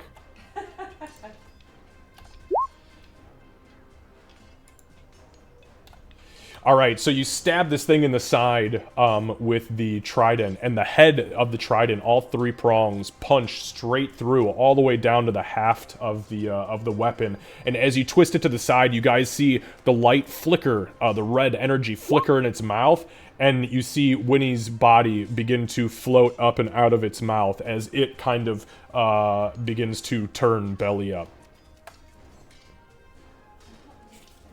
Also, Candace, just so you know, based on the way the drowning rules work, the Allosaurus currently have 4 minutes of holding their breath without any issue. That does change if they take damage. Okay. However, after the 4 minutes is up, they begin drowning, and then they will have 3 rounds before Because of they're their done. con? Correct. Got Because it. of their con. Okay, Because they thank have really good fucking con. They do have really good... That's why when you said that, I was like, alright, okay, this isn't as bad as... Not that bad of a deal. No.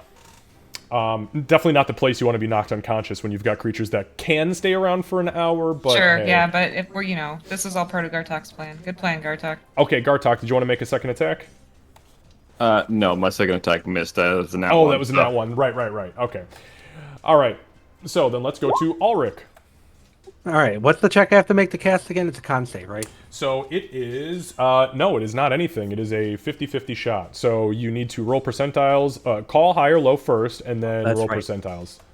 We're going to call low, because I did high all last time and failed every single one. And what are you attempting to cast? I'm going to cast Mass Cure Wounds. At level? Level 5. Level 5? Okay, perfect. All right, go ahead. And you said, what were you calling? Did you say low?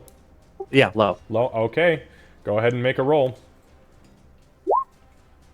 18, all right, you good to go. Yay! So the origination point is right above, right there. That's where I'm going to cast it at. So it'll hit all of us. I don't know if you saw the ping. Yeah, I think you said it was going to be right here, right? Yeah, okay. Yeah, I mean, you're good because I think it's 60 feet, isn't it?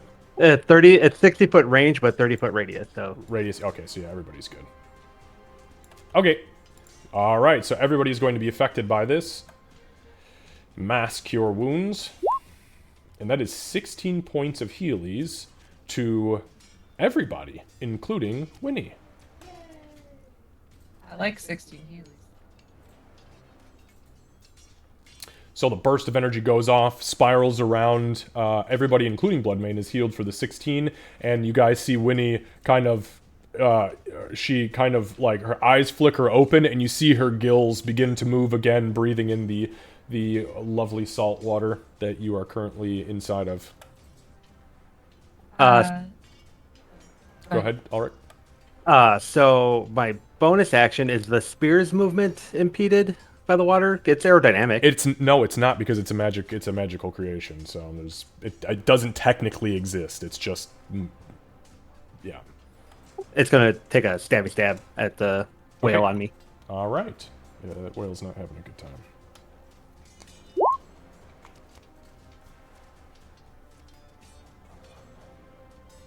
$19 absolutely hits.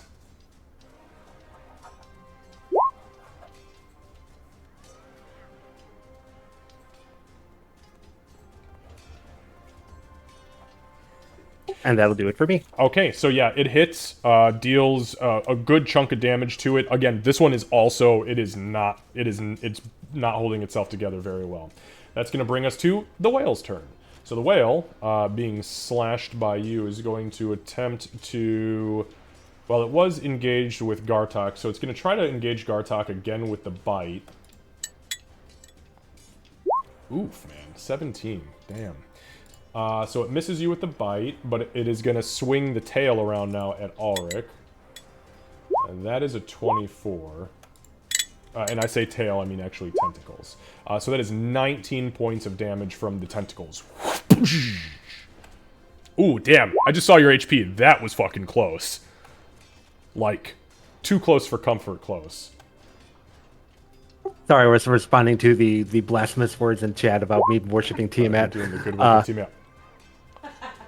No, fucking Gartok over here bringing the weight of the ocean down on your heads. What was the damage? I'm sorry. 19 points. Woo! Yeah, I know. That's a sweaty situation right there. All right, back to the top, guys. We're at the top of the round, so let's go ahead. Since we're right at noon, Orion is very, very sleepy, so let's go get him some nap times. We'll be back in, let's say, 10, 15 minutes, right about there, and then we'll finish up the last of this mess. The hottest of messes. I'm sorry, you said top of the hour to come back? Well, yeah, like 12:05, somewhere right around there. Okay, okay.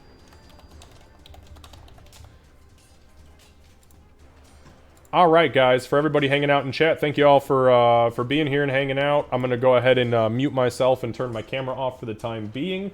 I always appreciate you guys being here. Hey, Rose, good morning. Hello. Chew Trains, what's up, man? I know you're lurking, yes. buddy. Hey, broccoli and cheddar always makes it better. That sounds so good. I love it when she says it like that.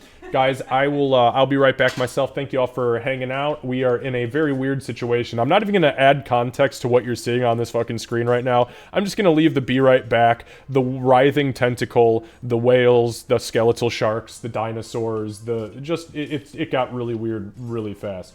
was looking to see how the combat goes. Hey, no, that's no problem, man. No, that's no problem. I wasn't giving you shit. I was honestly just saying welcome in. I'm excited to play D&D with you again tonight. I really hope that you had some fun last night. I think that tonight, actually getting into the thick of combat, this is going to be the fucking jam right here. So, guys, I'll be right back. I'm going to go get the kids settled, make sure Lucy is good, and grab a few snacks for myself. But, yeah, we'll be right back.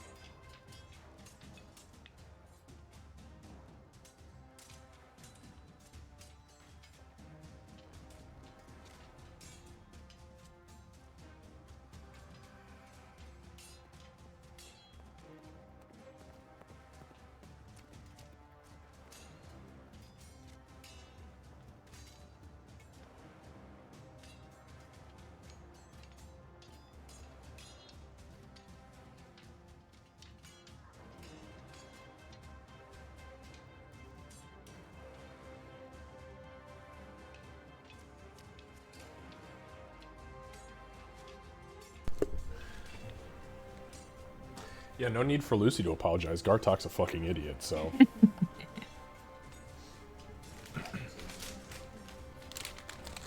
It's that can be true because Gartok was tossed out of his village, so they could be worshipping Tiamat.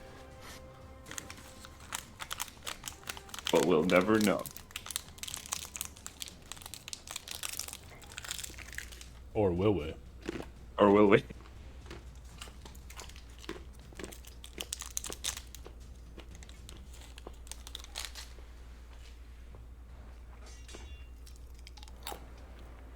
All right.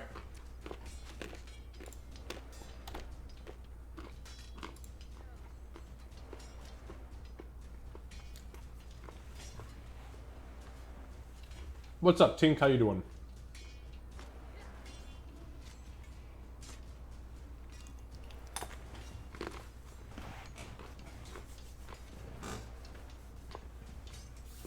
We are back.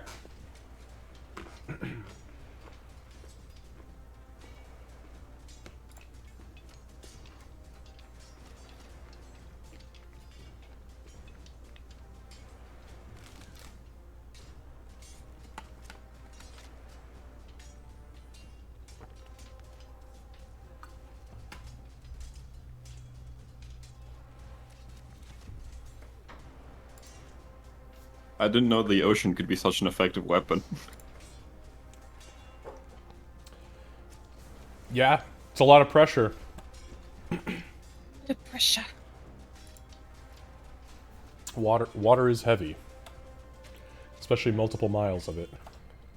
Suddenly, all at once. Alright, we'll give everybody another minute to get back, and then we are going to start it off. Luckily for you guys, you're actually doing way better against these than I thought you would have.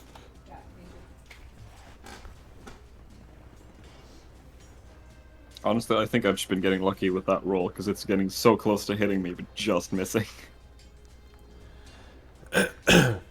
Alright. We'll go ahead and kick it off with Bloodmane. We are 4 rounds in, so this is, I believe, round 14. So this this fairy thing has got to be coming to a close here pretty soon. Okay, Bloodmane. Right. I'll be doing what I've been doing. He's gonna work.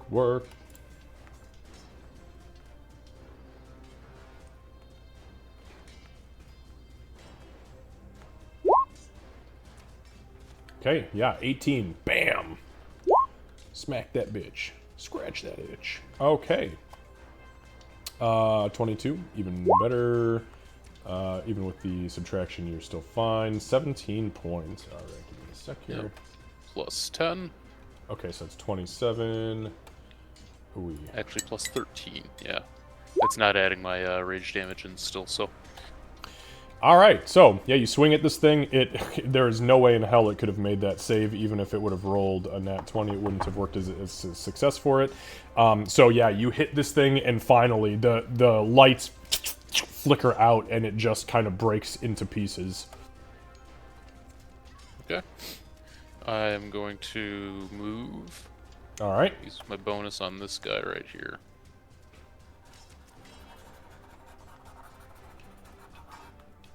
Can I hit it from here?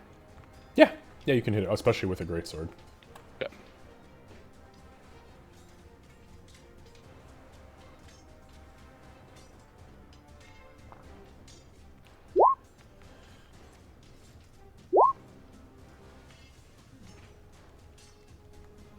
Yep, 16 will hit.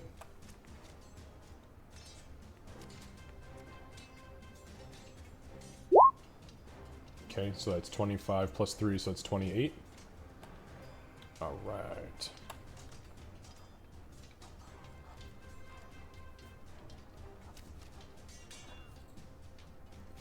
It's not having a good time. This one is pretty much right where the other one had started its turn before you started to do work on it. So you hit it and it begins to break apart. Okay. Alright. And that was all you could do, right? Yeah, the bonus for movement, Great Weapon Master. Yeah, I made my 2 attacks, so. Okay. that's going to bring us to Sybil. Sybil, you got a lot of really big friends nearby.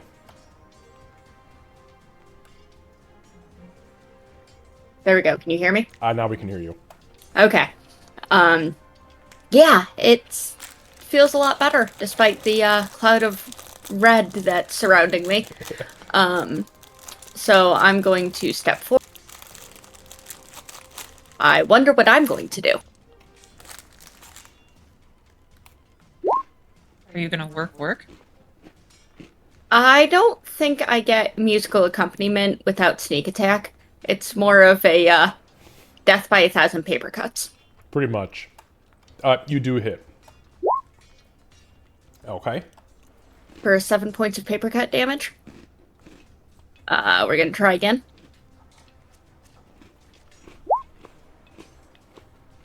That hits. Okay. Yep, and then I'm going to, you can probably hit better if you're here. And it's just kind of the gesture of, would you like to go in front of me? As she steps back and goes back to hiding behind the dinosaur and the wereshark. And you look to your you look to your right, or your left, and there's just this massive fucking writhing tentacle. It's crackling with electricity. You know what? She's been in this fucked up party long enough that I think she gives it the nod. Oh, yeah. The tentacle's like, okay.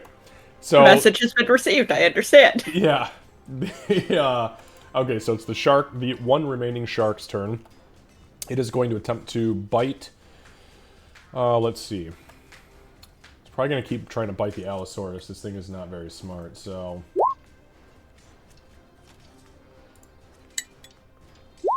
It's an 18 to hit.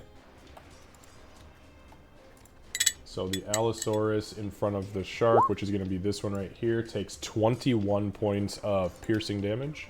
Okay. And then that is it for the sharks, because the other ones are dead. So, Winnie. Okay, so I always forget how cool Winnie is, and thankfully I look through my shit. At the beginning of my turn, anything that's been summoned by me, if it's inside of the circle, will get healed for half of my druid level. So I think the only one that's taking damage is that one, but it'll get 6 points of heal. Mm-hmm. I'm going to stay the fuck back here. I'm gonna use my action to cast Cure Wounds on myself at 5th level again. Okay. Actually, I did 4th level last time. I'm gonna do 5th level this time.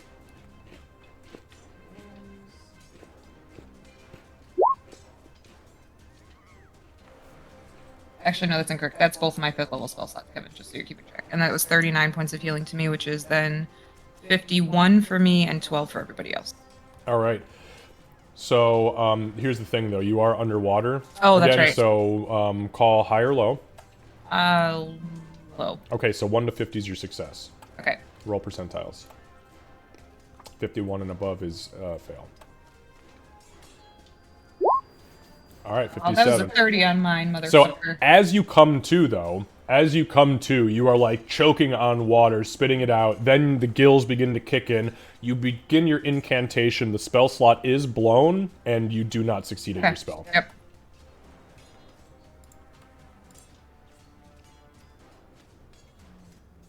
Okay, so bonus action. I need to look at something really fast. Yeah, that's all I'm able to do, unfortunately. Okay, what about the Allosaurus? They are all going to, so I want to have this one double move to get to here, I believe is the math I did for it to be able to move the full 30. And then... Okay. Then, Get on 60. yeah. And then this one, 5. If it can just share this spot, that's fine. So it can be within range to attack it on its next turn. Yep. Then these two will attack the shark. So, starting with the guy who was recently damaged. I'm gonna bite. Okay. A 16 is the low. 16 on the low. That's with disadvantage. That still hits. Okay, 8 points of piercing. Okay. The other one... Oh, 9 is the low on that. Okay, so it does successfully bite it once, but there's not a whole lot else it does on the second bite. Oh, that was just the second. Oh, that was the second source. one. Okay, Yeah, gotcha. so that's it for Okay, there. got it. All right, so then we go to Gartok. All right. Gartok's gonna spin around, and I'm gonna, as a bonus action, against the whale, of course, I use Slayer's Prey.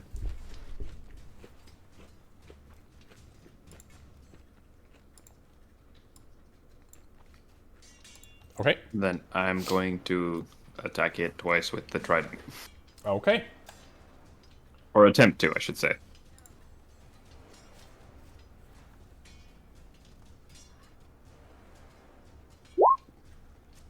And that 20 will do it.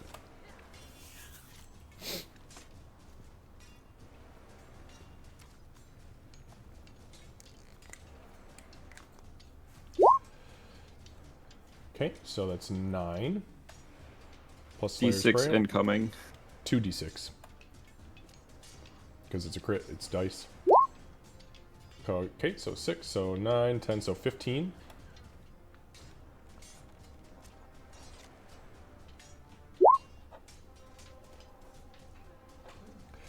Alright, 22 also hits. It's not looking good. Alright. Okay, it's still up. It's still moving, but it is not doing good. It's writhing pretty hard, so. And I think Gartok can move kind of 5, 10, like over there, so he can get in between both for immediate action if needed. Okay. Also, maybe not hiding from Winnie. Or all of Winnie's dinosaurs, which are now surrounding you. No, we're fellow lizards. We're cool. Ulrich. All right, I'm gonna have the spiritual weapon attack first. Okay.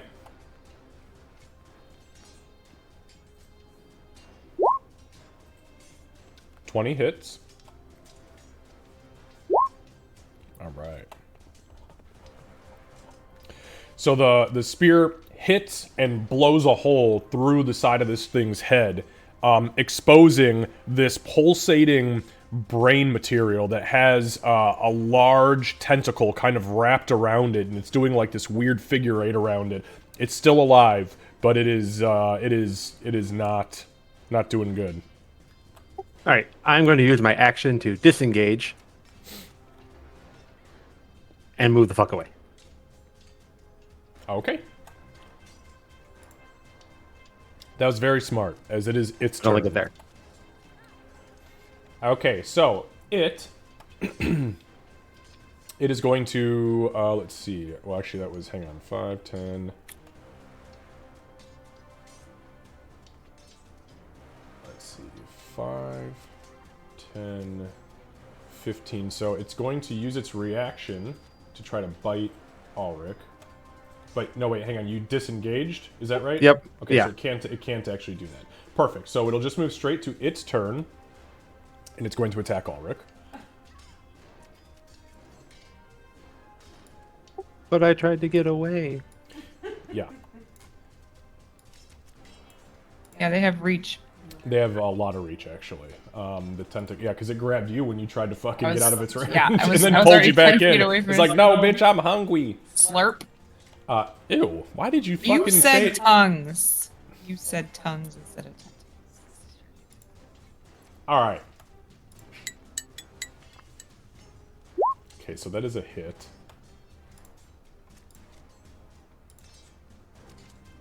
Night night. Yeah.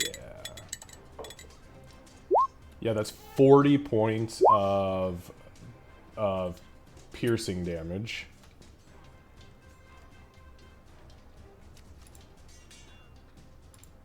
Well, that's more than my one. You are also grappled and incapacitated.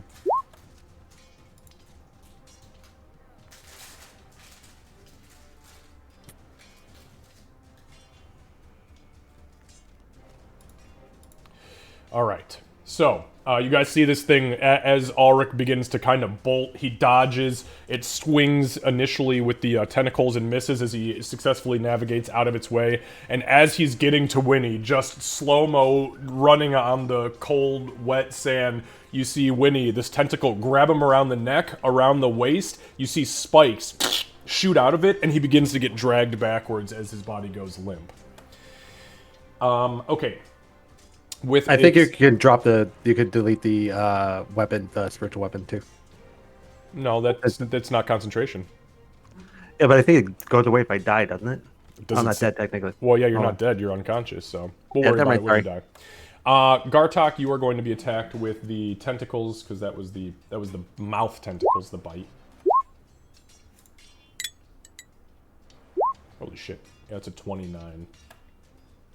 Yeah, I think that just barely hits. Okay, Gartok, you take 22 points of bludgeoning damage, which is halved because of your armor. So that is 11 points of bludgeoning damage. Alright, and that is going to end its turn. Back to the very top with Bloodmane. Alright.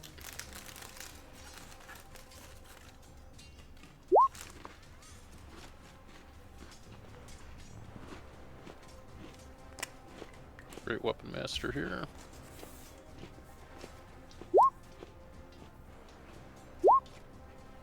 Yeah. Yeah.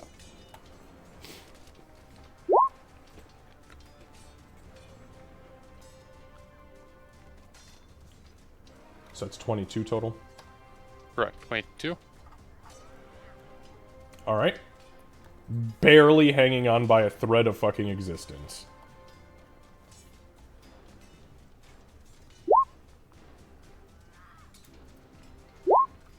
Yup.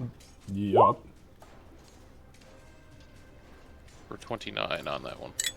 Alright. So it does not successfully hold itself together under the force of that fucking greatsword.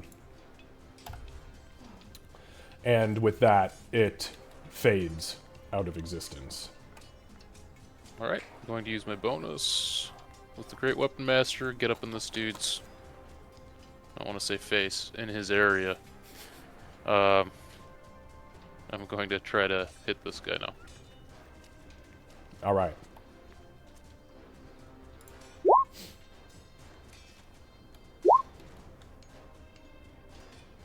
Yeah, even with the low roll, that is still a hit.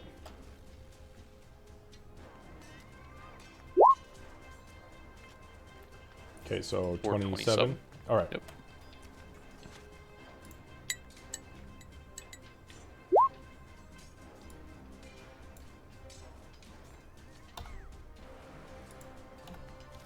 Alright, so with the second swipe, you guys see Bloodmane kind of kick off from the ground and kind of jet forward, kicking his feet as he swings around with the greatsword. I mean, just in a complete reckless abandon, swings around with the greatsword and drives it into the side of this this last remaining whale after downing the last of the shark. As it cuts into it, again, you guys see like this a flicker of light from the now exposed brain and the mouth of this thing as the tentacle kind of that's grabbing Ulrich. You see the spikes retract and it goes limp, allowing his body to kind of begin to float. And this thing almost immediately turns belly up and then sinks to the bottom of the ocean floor. With that, my friends, we are effectively out of combat. Give me just one moment here to change the tunes.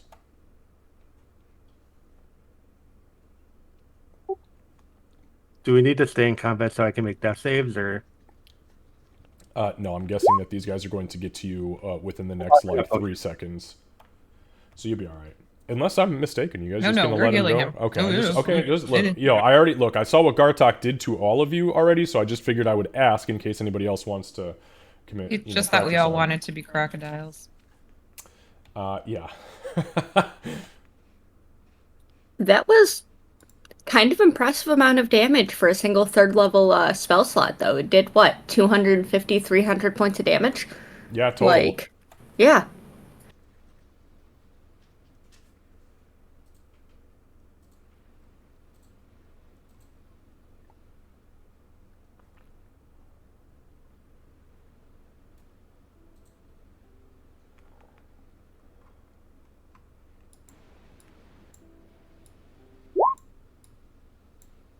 All right. So, with combat effectively over, Ulrich's limp body is just kind of chilling in the water. Winnie, I think your thing is actually up at this point because it was at the end of the round, right? So give me just 1 I second. only had 1 round left. Yeah, as I thought. Okay, let me just delete that. Pop Well back over. timed. Yeah, no shit. I mean, talk about the fucking getting, your money's worth. All right, so Winnie, what are you doing? I know this only lasts a minute. I want to try to. First things first, I want to use a. Well, I guess I'll try using a first level spell slot first, and just to cure wounds and get Ulrich up. Okay. So go ahead and roll the roll and mark off your spell slot.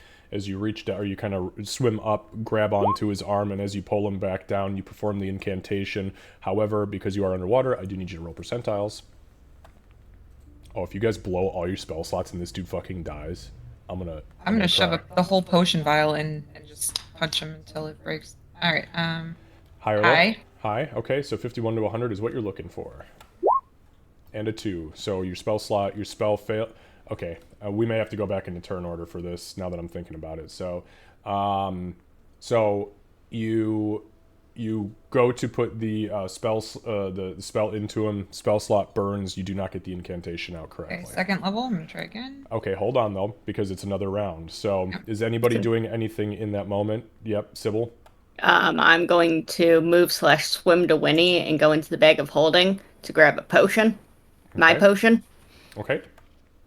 So that'll be round 1 is just that with a bonus action to go around and get in front of Ulrich. Okay.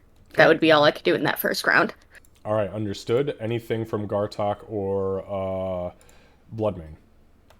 Yeah, I'd like to cast lightning. I'm kidding. I'm gonna cast good.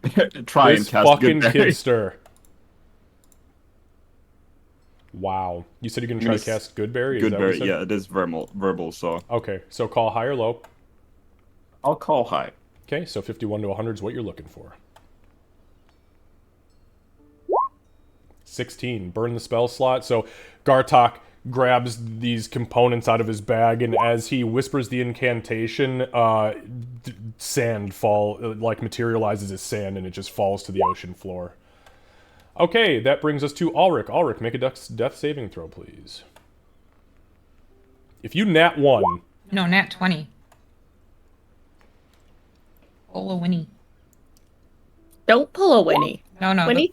Oh! By the grace of your God, you have been healed, my son. All right. Praise Tiamat. All right, so... So Winnie's incantation fails. Gartok, his twigs and berries turn to sand, and Sybil is like desperately slow-mo trying to get the potion into his mouth. When suddenly Ulrich, looking at you, Sybil, as you're like pulling his mouth open, suddenly his eyes flash open and the gills start breathing. Just gonna freeze with the potion still there. Like, do you want this? Kind of look. So yeah, you are up at 1 hit point. Yeah, he'll slowly reach up and try and drink the potion underwater. Okay, yeah, you can easily drink the potion. That's not potion of normal healing. Okay, so roll potion of healing, 2d4 plus 2. I am removing that from my inventory. So 8 total. All right, so now you have 9 hit points. That's the first time in our 27 years of knowing each other that Casey actually listened to me.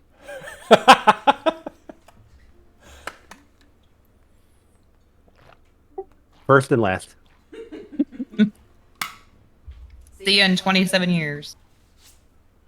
All right. So, what the fuck do you guys want to do? Everything is quiet around you. It's cold.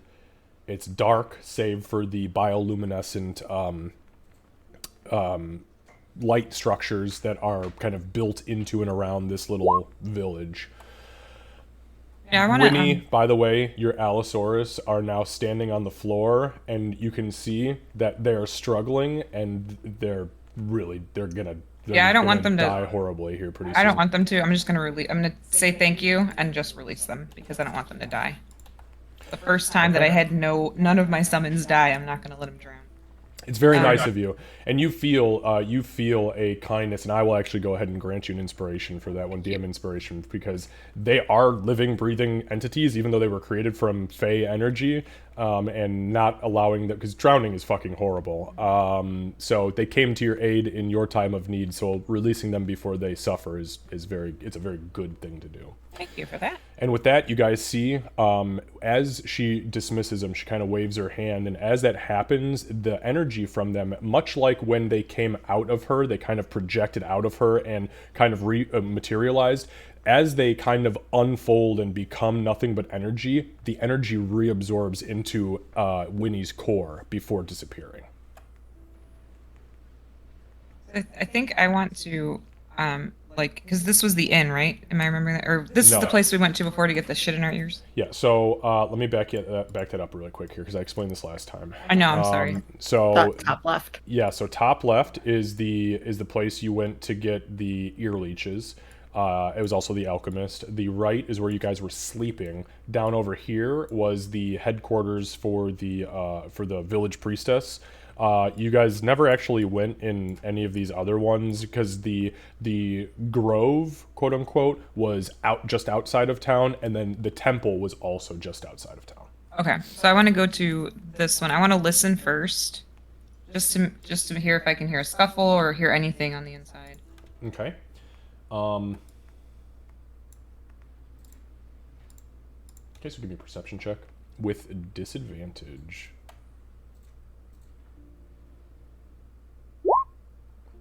God damn, that's a good disadvantage. I rolled a nat 20 and a 12. Fuck, man. Okay, so you put your ear to the door. You don't hear any scuffling on the inside. You don't really hear anything on the inside. Okay. I'll turn around to everybody and I kind of motion for everybody to come over, since I know it's hard to hear under here.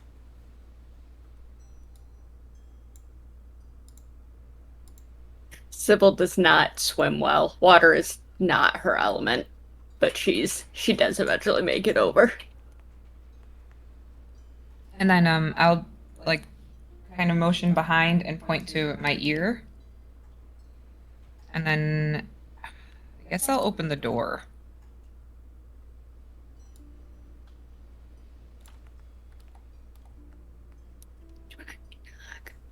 Yeah, I guess I could try to knock, but I don't know how well that works underwater. He'll try. Yeah. Okay. I'll knock first, so that way we're not getting shot at as soon as we open the door if somebody's in there freaking out. Okay, yeah, no, you knock. There's no response. I'll open the door. Okay, so as you open the door, let me get this here.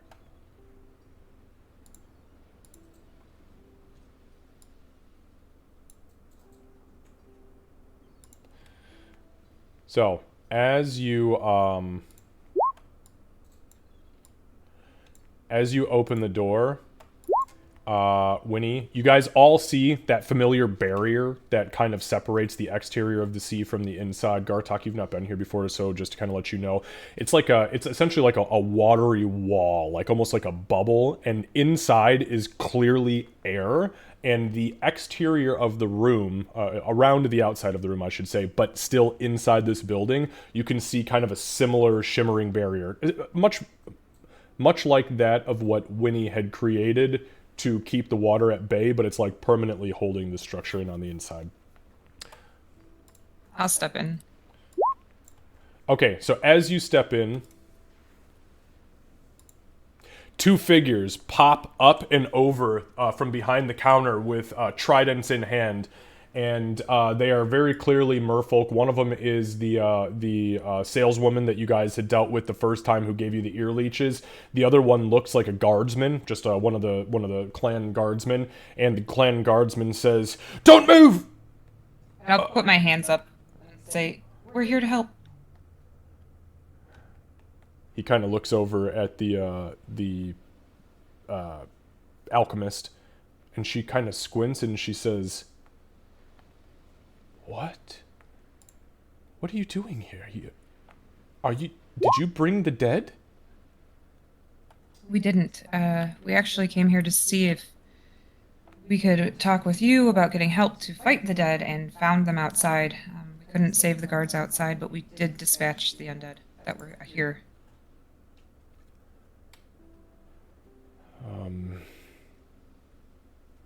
Okay. Did anybody survive? We haven't checked the other buildings yet. We wanted to start here with you first because we can be more helpful if we're not dying under the pressure of the water. Well, you shouldn't be dying under the pressure of water. You've got gills. You can breathe all right. It's squishing us. And do you mind if I have the others come in?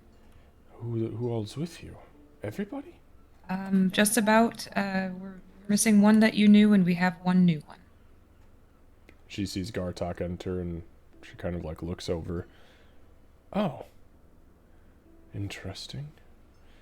Well, for the DM record, I'm going to stay outside and kind of just keep paranoid, like in the doorway, so I can watch and make sure we don't get ambushed by more sharks, whales, or other horrors.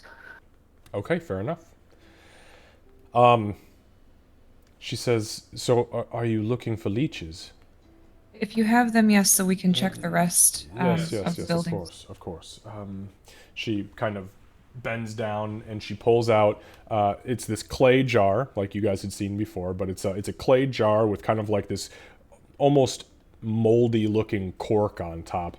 And as she pops it open and sets it to the side, you guys immediately see little black tendrils stick up and over the edge, and they begin to writhe. And she reaches in with this pair of metal tongs, and she pulls out what Gartok to you is probably a good like 4-inch long leech. And she says, "All right, who's first?" I'll go first. And she'll, as she walks up, it's actually, she didn't do this last time. She looks at the leech and says, "Thank you," and then prepares herself to have it inserted. Okay, so Gartok, in an absolute horrific display of back alley surgery, Winnie lays her head on the table, and this woman sets this leech just over her ear, and the leech's mouth kind of pops open like the sucker does. It attaches to the ear, and in a very quick and violent motion pushes its way inside of Winnie's ear canal. You see kind of blood and black ichor like spittle out of her ear canal, and Winnie kind of winces a little bit, and then she kind of cracks her neck, and Winnie, you have been infected with the leech. Yay. She reaches into the clay jar and pulls another one out. Next. Just step to the side. Move up. Okay, so is anybody not getting this done? I think Gartok would, but when it comes to his turn, he'll be more confused and be like, "Am I supposed to? They've put it in, but should I eat it? Is it lunch?" So she'll go through the motions with Ulrich in Bloodmane, and then as Gartok gets up there, Gartok, she says, "Put your head to the side," and then she kind of looks for where your ears are. And she kind of like pokes and prods, like around your frills. She finds the very small opening that is the reptilian ear canal, and she glances up a couple times at Ulrich and like looks at the side of his head trying to figure out if she's got it right.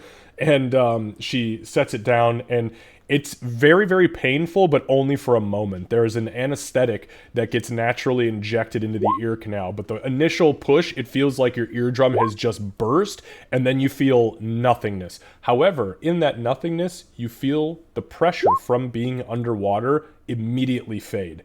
You can hear 100% clearer. Everything about you, including the way that you speak, is much clearer to everyone around you, and you can hear much better. I think once he gets up, he'll go, "Thank you." Just make sure you have it removed within the next week, or it will burrow into your brain. Okay. I will also go and do it, but I'm going to make sure someone else takes my place for paranoia's sake before... When you will... Yep. Okay, so when he steps outside, Sybil comes in and lays her head down, and she'll kind of very gently put her hand, she'll kind of like brush Sybil's hair back ever so slightly, and as she's setting the leech in, she kind of like looks down. Something different about you. And Sybil would, like, though she tries to stay, like, still for it, she absolutely, like, flinches at the touch, too. So Sybil like, has cannot had, help that. and you've had nightmares from the doppelganger's experience, but you've never actually felt it yourself. It's not a pleasant experience, at least not initially. There's that first, like, ruptured eardrum pop, and then everything goes back to normal. And it does, I mean, it totally changes the way that you operate underwater. Perfect vocalizations, you can hear perfectly. Your eyes even glaze over a little bit, so it's easier to see down here. But again, as she's kind of sitting you up, she says, just in case you've never heard it before, make sure it's removed within a week, or it will burrow into your brain. She opens her mouth to say something, shuts her mouth, just nods. Right. And then she, not loving the experience or anything else about that, she'll just go and take her place outside next to Winnie again. Yeah, and I want to cast Close Wounds on myself before we start opening doors. Might do it a couple times. Okay, yeah, anybody who needs to do that, or if you're burning actual spell slots, just let me know. But she, as you guys are you guys, is anybody back inside, or are you all just be like, thanks for the free things? No, bye? I'm gonna go back Okay. inside once she walks out. So she, so as Sybil comes back out and you come back in, she's in the middle of just saying, so what now? The dead, they're gone? Well, those are. We've been dealing with this issue for weeks now. Same things. I've never seen them come so ferociously before, though. But the ones that walk on the ground, the ones that are swollen with the lumps on their bodies, that's nothing we've ever seen before. I'm very ignorant to undead and how they should look or shouldn't, but those definitely were awful. And there were some sharks and whales as well, which we took care of. You said it's been weeks? How many weeks? Oof. Well, it's been a few since the Empyrean vanished. There was probably a couple, maybe a week or a week and a half, I suppose, of peace. And then our dolphin riders had seen the ship sailing from the Isles to the southwest. And we didn't have much of a problem then. But then a little while after that, they came up and overhead, and that's when the ones walking on the bottom showed up. They took many of us and dragged them away, but we've been hit on and off by them since, in little pockets, like what was just out here. We don't have very many people left in this village. They killed our priest, so resurrection is no longer available. The druid-to-be is not taking very well to his calling, and we're in trouble. Well, I'm glad that we did come down here.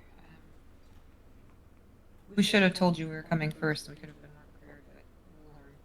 Well, they had just, I mean, they had only been here for all of 2 minutes before I suppose you showed up. Thank gods you did, because if they would have breached this door, it was just me and him. No offense. And he kind of looks over, no offense taken.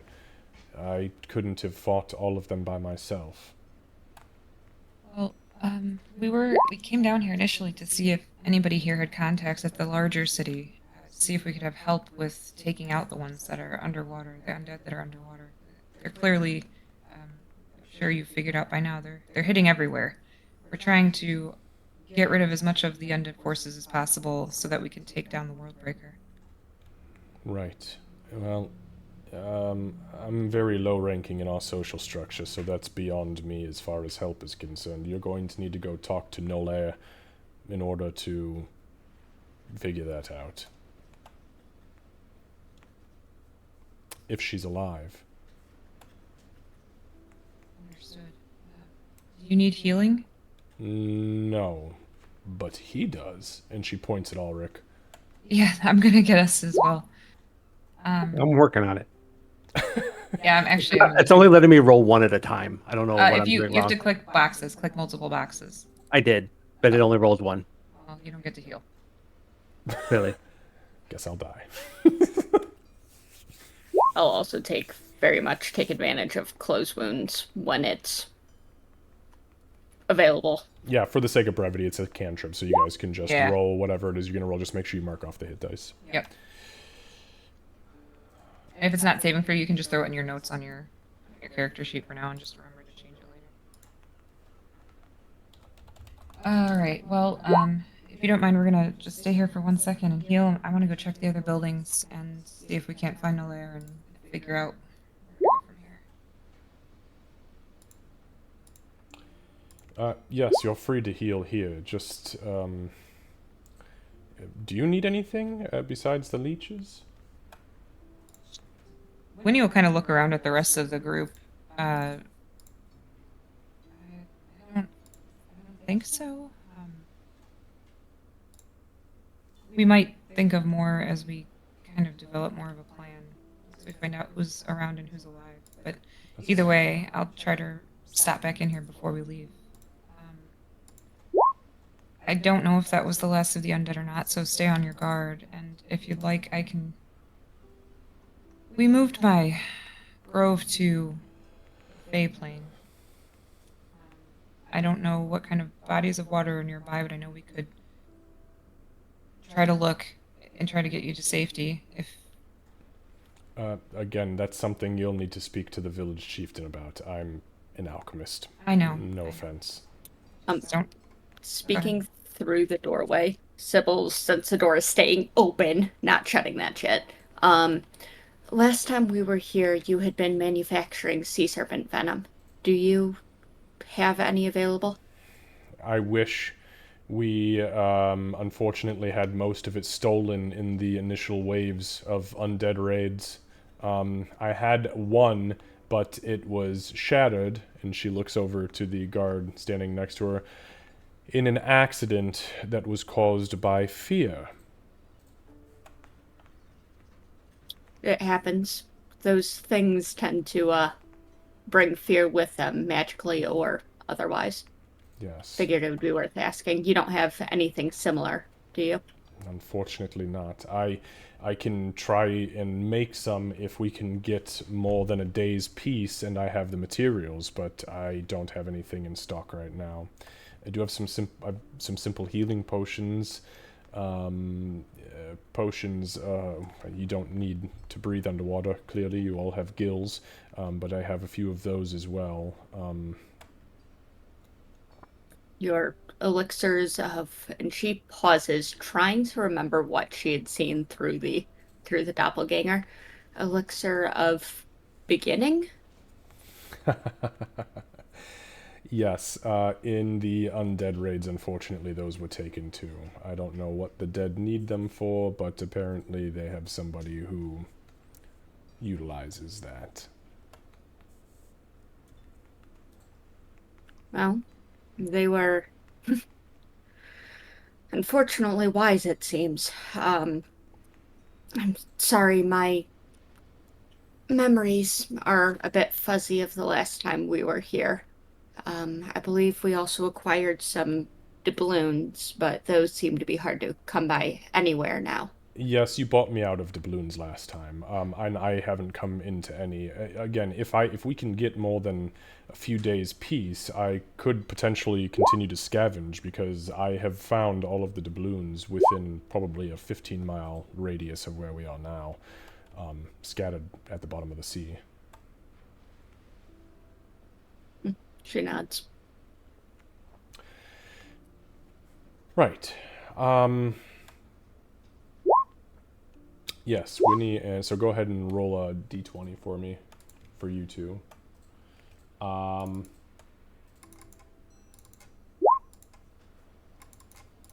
never know if it's good or bad. Like,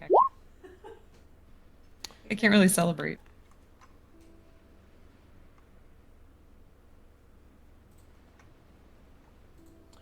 Alright, so piercing damage, piercing damage. Alright, oh, that's poison. You definitely don't want that. Okay, 15 Winnie. So a 15 is a festering wound. So your HP maximum is reduced by 1 for every 24 hours, and if you drop to 0, you die, full stop. However, any magical healing heals it, so you are already taken care of. Ulrich,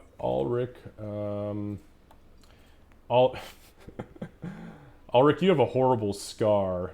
You are disfigured to the extent that the wound cannot be easily concealed. So you have this nasty gash where the tentacles put out the spikes, and it's like through your throat. You have just like one big like belly scale missing from your throat. So you have disadvantage on all charisma persuasion checks, but you have advantage on charisma intimidation. And you must use magical healing of 6th level or higher in order to remove the scar. Any 6th level. It says like regenerate or heal, but if you upcast something, it's fine.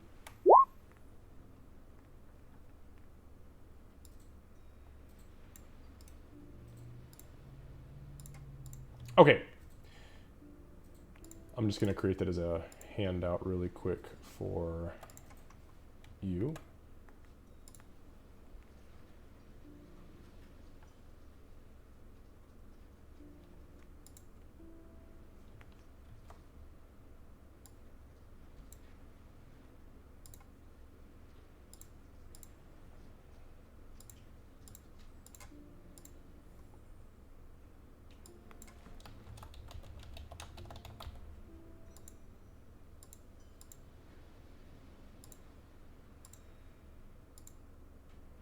Alright, you can close that, but that's just for your reference. You're the only one who can see it. Okay. So, what would you guys like to do? She's just kind of keeping an eye on you at this point. Well, we're gonna go check who else is around, make sure everybody's okay, and try to formulate a plan. Truly, we appreciate your help, and we will be back one way or another, because she'll tap her ear. Oh. Yes, yes, make sure you get it removed. Remember, 1 week, next Saturday. Just a quick question. If for some reason we're not able to come back to see you, how do you remove it? It consumes your brain and comes out through your eyes. So you're the only one that can take it out? Yes. Okay. But you could always die. And if you die, it is feeding off your life energy, so it will die as well, and then you can be brought back without the fear of it coming with you. Though it may take a week and a half for the contents of its corpse to drain through your sinuses. We'll be back. Oh, good. She'll kind of give like a nod to each of them and then step out. Okay, let's listen down here next. Okay, so you go out, and as you guys step out, for those of you who are not familiar with it, it literally changes the way everything works, except for your movement. Your movement is not changed by it. However, you do not suffer any verbal spellcasting failure. Your disadvantage on hearing changes, and you can all hear each other clearly. So. Okay, so go ahead and give me a perception check. Straight roll. 13. 13. It's quiet inside. Yeah, once she sees that at least Emig and Ulrich are there, she's got heels and she's got muscles, so I'm gonna knock on the door. Okay. And if nobody says anything or anything, then I'll open. Okay, you open the door. There are a couple of stacked hammocks, as you guys have seen in a lot of these underwater locations and in, I guess, like seafaring locations, but nobody's inside. It's empty. Okay. It appears empty. I'll still like just step in and peek around, make sure nobody's hiding underneath anything. Like children specifically would what I'd be looking. Yeah, make an investigation check.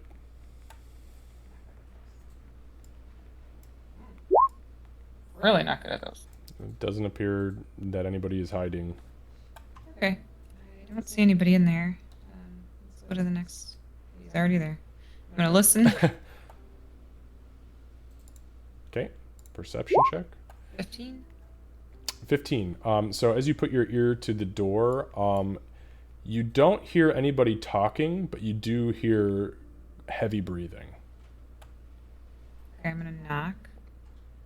Okay. As you knock, you hear kind of a.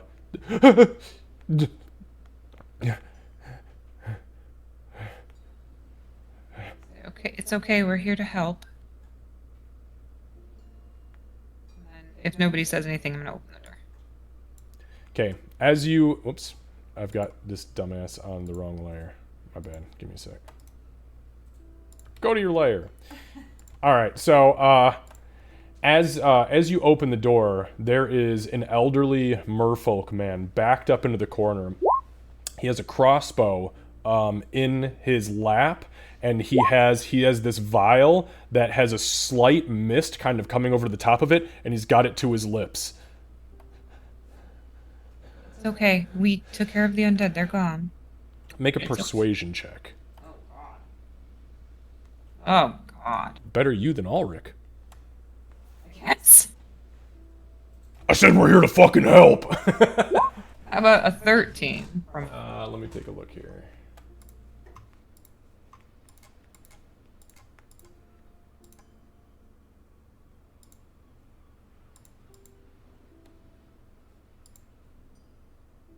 Okay. Yeah, he seems to buy it. He kind of pulls the potion vial down from his mouth, and he got it, Sybil. And his hand is still shaking, and he is kind of looking around, and he says,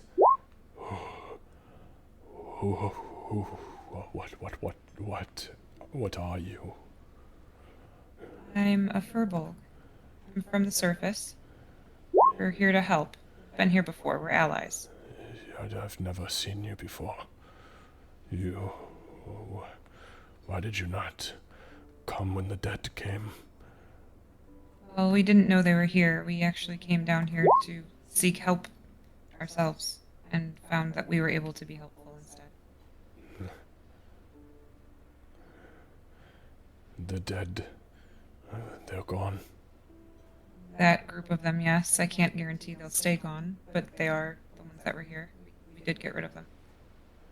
So at this point, there's a little cork hanging off the side, like kind of bound to the side of the potion flask or a potion vial. He takes the cork and he puts it back in, and as he sets it down on the table next to him, you can see that there are small shells that have been affixed to the side of it, and they've all been carved into the shape of skulls.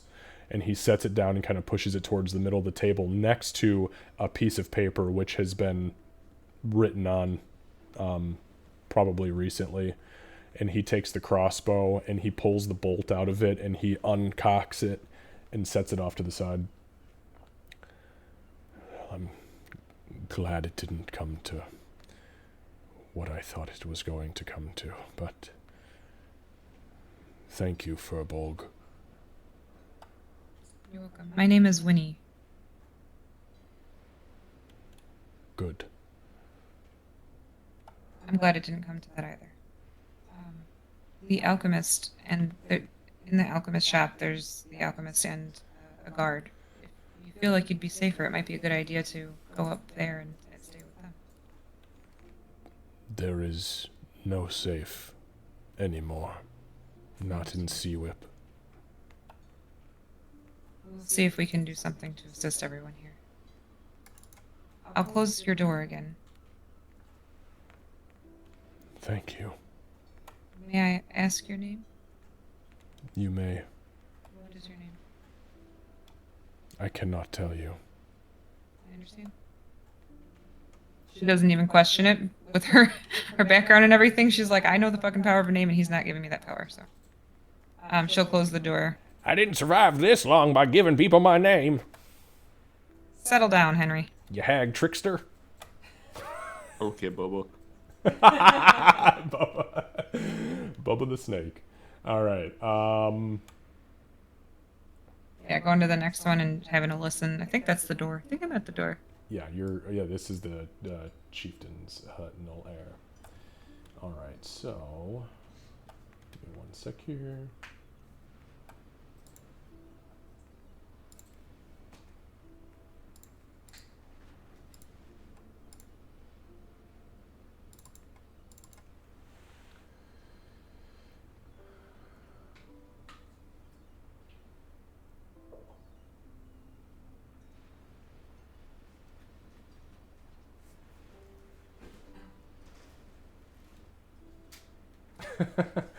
I had a whole quest line, by the way. I want you to know I'm looking in my completed quest details just for a name here.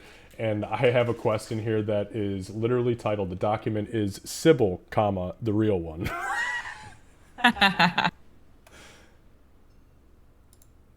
Plot twist, it's empty. Yeah, it is. No. Okay. The fuck did this... You can go ahead and give me your perception check since we're here. That's a good one. Okay. By the way, the apothecary's name was Jordoon. Yeah, I actually have that in my notes downstairs. Okay. Just want to Thank make you. sure I gave it to you. All right, so...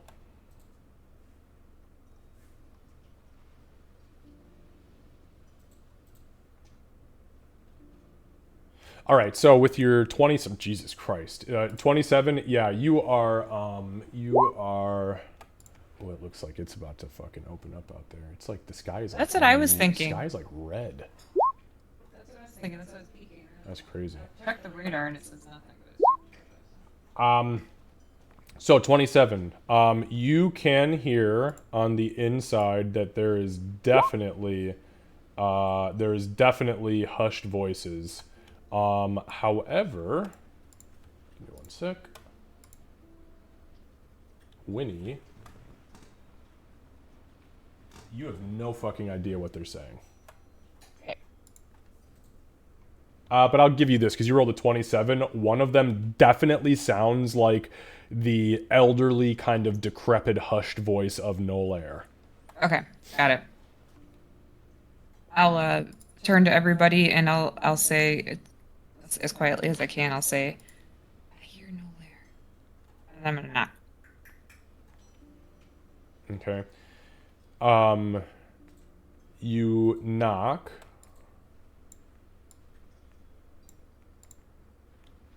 And you don't receive a response. I actually will try to knock again. Mm-hmm. A little bit harder to see if maybe they just didn't hear because they're talking. Okay.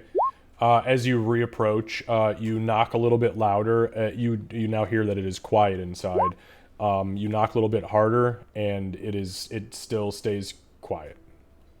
And before opening the door, I'm going to say, "Nolair, it's Winnie. We're here to help." Okay, so as you do that... I ain't getting shot by her cards. What would make you think that I was going to do a thing like that? I wouldn't do a thing like that. Okay. Make another persuasion check.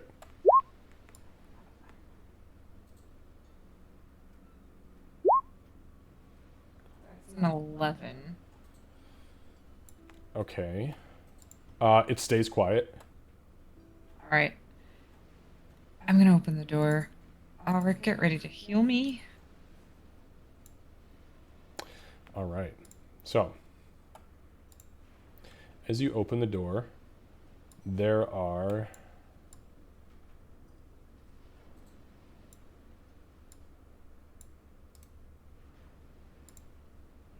three people inside.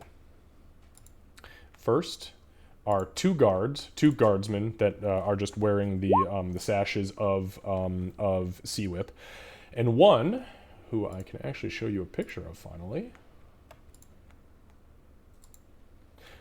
So they are pretty young, strapping, good-looking merfolk.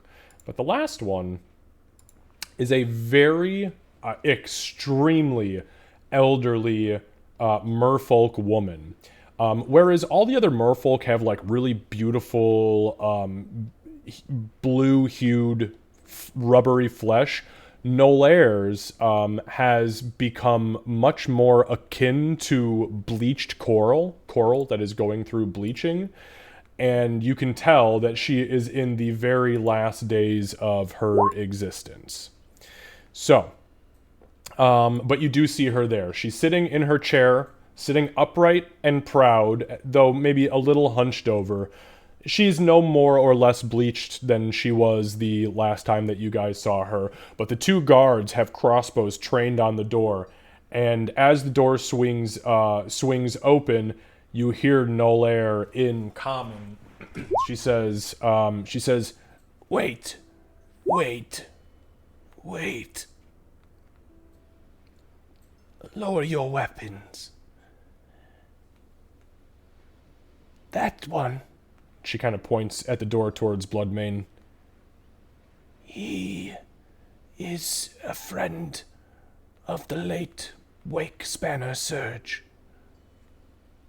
Come forward." He'll nod and dutifully enter. So as you enter, the guards lower their crossbows, and now you can see she's in the chair. She actually has like a sash of seaweed and coral underneath her arms, and it's like tied behind the chair. It's helping her stay upright as she is not out in the water. But she puts her hands on the table, and she looks forward as everyone enters, and she kind of squints, attempting to see you a little bit closer. The guards now move into positions next to her with the crossbows lowered. They take up their tridents again, and she just ushers you, "Please, sit or stand.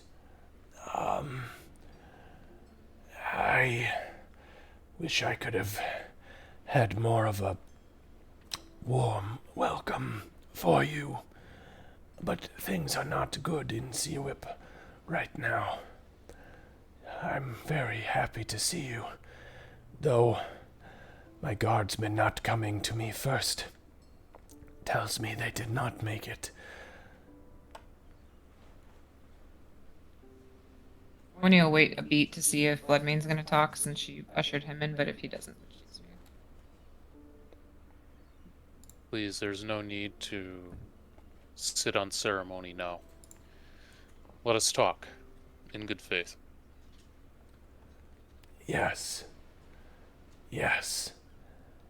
Well, thank you for your timely assistance. I knew the whales would have been back. What they've done to the creatures of my oceans is horrific.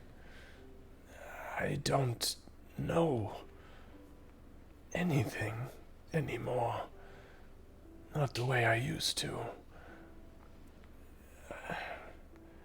We are dying. My people are being taken. We have very little left in the way of defenses.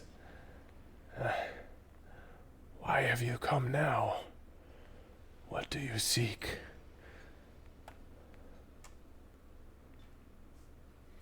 Bloodmane will turn to Winnie. Well, initially we came down here to see if you had any contacts in the larger city for support. We are gathering as many resources and forces as possible, planning to take down the Worldbreaker, but the undead following it, as you know, are a huge issue. Resources in what larger city? We are a simple village. There was another city that was spoken of last time we were here, a larger one that's here underwater. She desperately tries to remember the conversation from a month ago. The only city we've ever had contact with is far to the north, underneath the main continent. They are sea elves, not merfolk. Your guess is as good as mine as far as they're concerned. But my guess is they're hiding away in their underwater sanctum, while my people are dragged from the depths and turned to undeath, as they have not come to our aid. Do you know how many of you there are left? Not many. We have a small contingent of soldiers and a small contingent of creatures bred for war, currently at Fort Staghorn, the one that you and your friends liberated from the demonic presence that had taken hold there. But besides that, what you see is what you get. We have, and she'll look over at Emig. We do have the Raging Waves flotilla working with us. Would you, Emig, do you know would they be willing to sort of help with protecting these people if they were to move closer? And vice versa as well. You want me to help the Raging Waves? No, I'm more concerned about you and your people having extra protection since so many of you were taken. I don't know if the undead are going to stop. Oh, where is the flotilla? I'll take the map out and I will point to where they are located. Okay. She kind of squints at the map. She kind of takes one of the guardsmen by the arm. I can't see it quite clearly. Are we within travel distance, without the fear of ambush? He kind of looks at the map, turns it, he pulls out like a small compass almost and lays it on the table. He flips this little tool up and it looks like he's measuring distance, and he says, I believe if we were to bring the cavalry, we could probably make it all right. May take us a few days yet, but we might have resources in order to reach them. I would have to speak with the captains at Fort Staghorn, but it may be doable, if that is your wish. She kind of pats him on the arm. That's a good boy. Well, if the captains think that we can make it, I suppose we could try. But we don't have much in the ways to trade to the Raging Waves for their assistance, except maybe men. If Emig, if it comes down to, I know they don't typically deal in monetary ways, but I'll figure out a way to pay something to the Raging Waves if it'll help keep Seawhip alive. The Raging Waves put a premium on those who can work and those who can provide. I see no problems with the arrangement as it stands. Dwendar will be the ultimate decider on that, but he is a man of honor. I'm sure something can be worked out. So with kind of a shaky hand, she opens a vest pouch on the front of her garments, and she pulls out a small stone, which all of you have seen before. It appears to be a sending stone. And she kind of, with a shaky hand, hands it to the guardsman on her left, and she says, Reach out to Captain Belmore at Fort Staghorn. Let me know what our resources look like there, so we may at least provide something of use to the flotilla in hopes they accept us.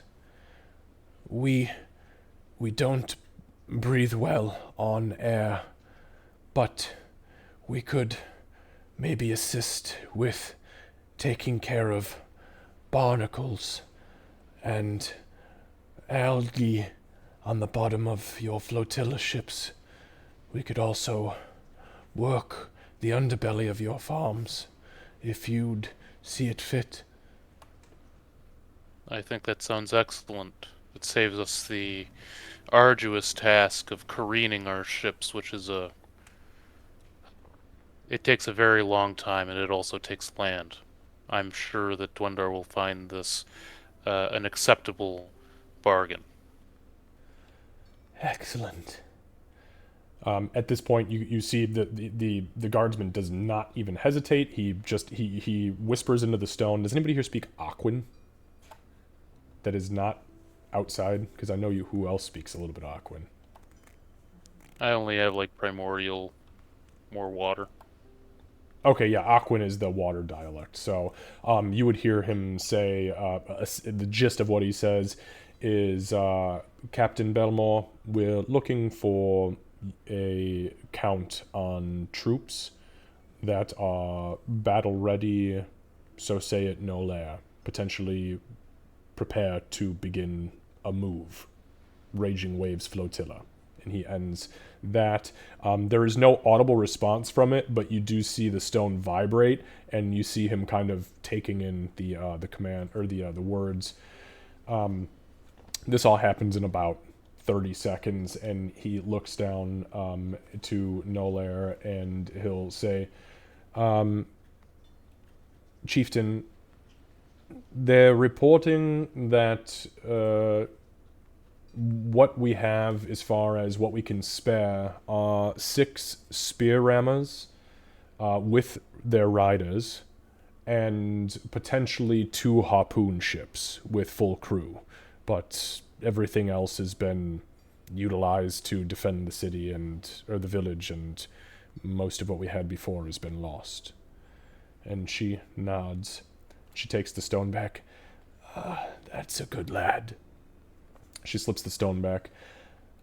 So, if you'd be able to offer our capability of work, as well as 2 harpoon ships at your disposal, and 6 spear rammers with riders, we'd be willing to fight for you when you require.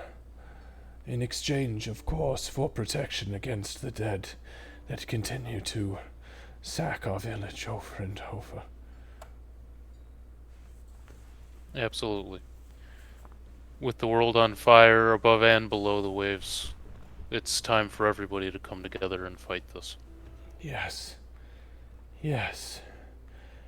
We've lived for many centuries, some of us, and are just now understanding why the Empyrean had these beasts locked away as they did.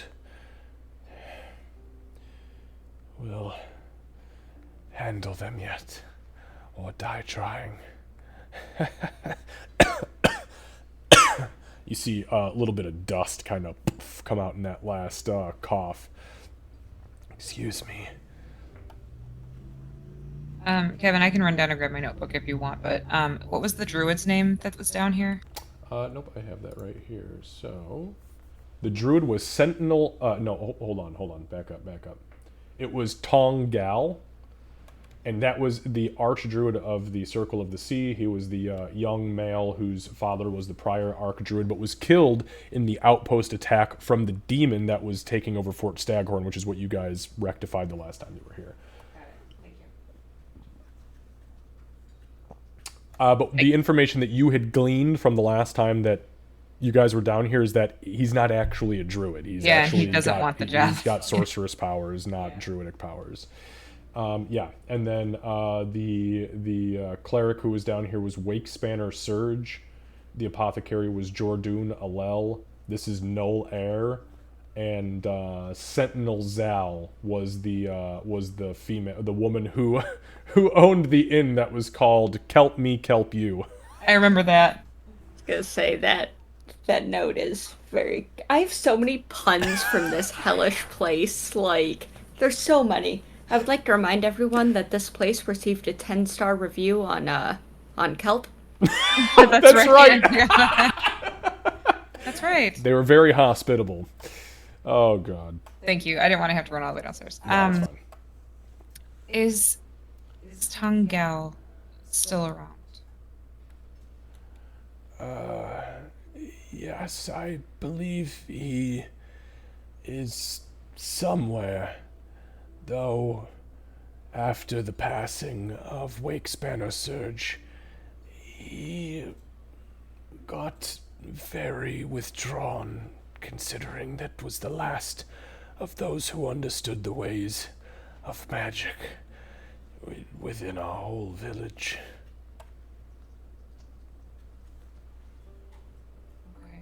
Okay. Thank you. And thank you for trusting us. I do think this is going to be a very helpful arrangement for both sides, and I'm sorry for all that you've lost. Well, we all are born beautiful and as blue as the ever expanse of the ocean, and we all must eventually take to the sun-bleached corals and find our place amongst the sand. Some of us sooner than others. But when our time comes, we're all ready. Which is why my people so willingly give their lives for those who... And she coughs again, and there's another kind of cloud of dust. Excuse me. I must eat and rest for now. Thank you very much. Winnie will, be near the door, but kind of wait for everybody else to start moving as well before she exits.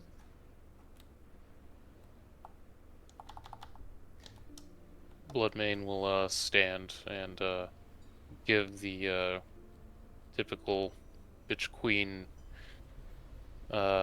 keep you greeting and turn to leave. And while she doesn't react to that, as she can't really fucking see that far, the other two kind of give like a partial bow to you in acknowledgement of the bitch queen, and you exit. Once Bloodmane and Ulrich both leave, he'll just kind of be like, "Oh, time to go," and then start going. Guardbug will start leaving. Bye-bye. All right, so you guys exit. Close the door behind us. Okay. And then I want to go up to this building to the north and have a listen at the door there first before doing anything. Okay. As you start to go, when you come out, Sybil's gonna go forward and do the, you were in there for some time. Is everything all right? Yeah, so before I listen, yes, we actually found the leaders. She thankfully is alive. They're going to join the Raging Waves and find a mutually beneficial situation for protection and assistance. She'll nod. Then she'll go and just the waters have been quiet here. For now, at least. And then she'll go and take up her spot as you go up north with the rest of the peoples. Okay. So go ahead and give a perception check. Now, at this point, by the way, since you guys have been kind of moving around for a little while, you do notice that some of the merfolk are beginning to... Actually, the door kind of pops open, Sybil, and you both kind of mutually startle each other as you were not expecting the door to open, and he was not expecting somebody to be standing right fucking there. So as he kind of steps out, he kind of jumps in Aqua, and he just goes, "Oh shit! Oh, excuse me. Sorry, wasn't expecting.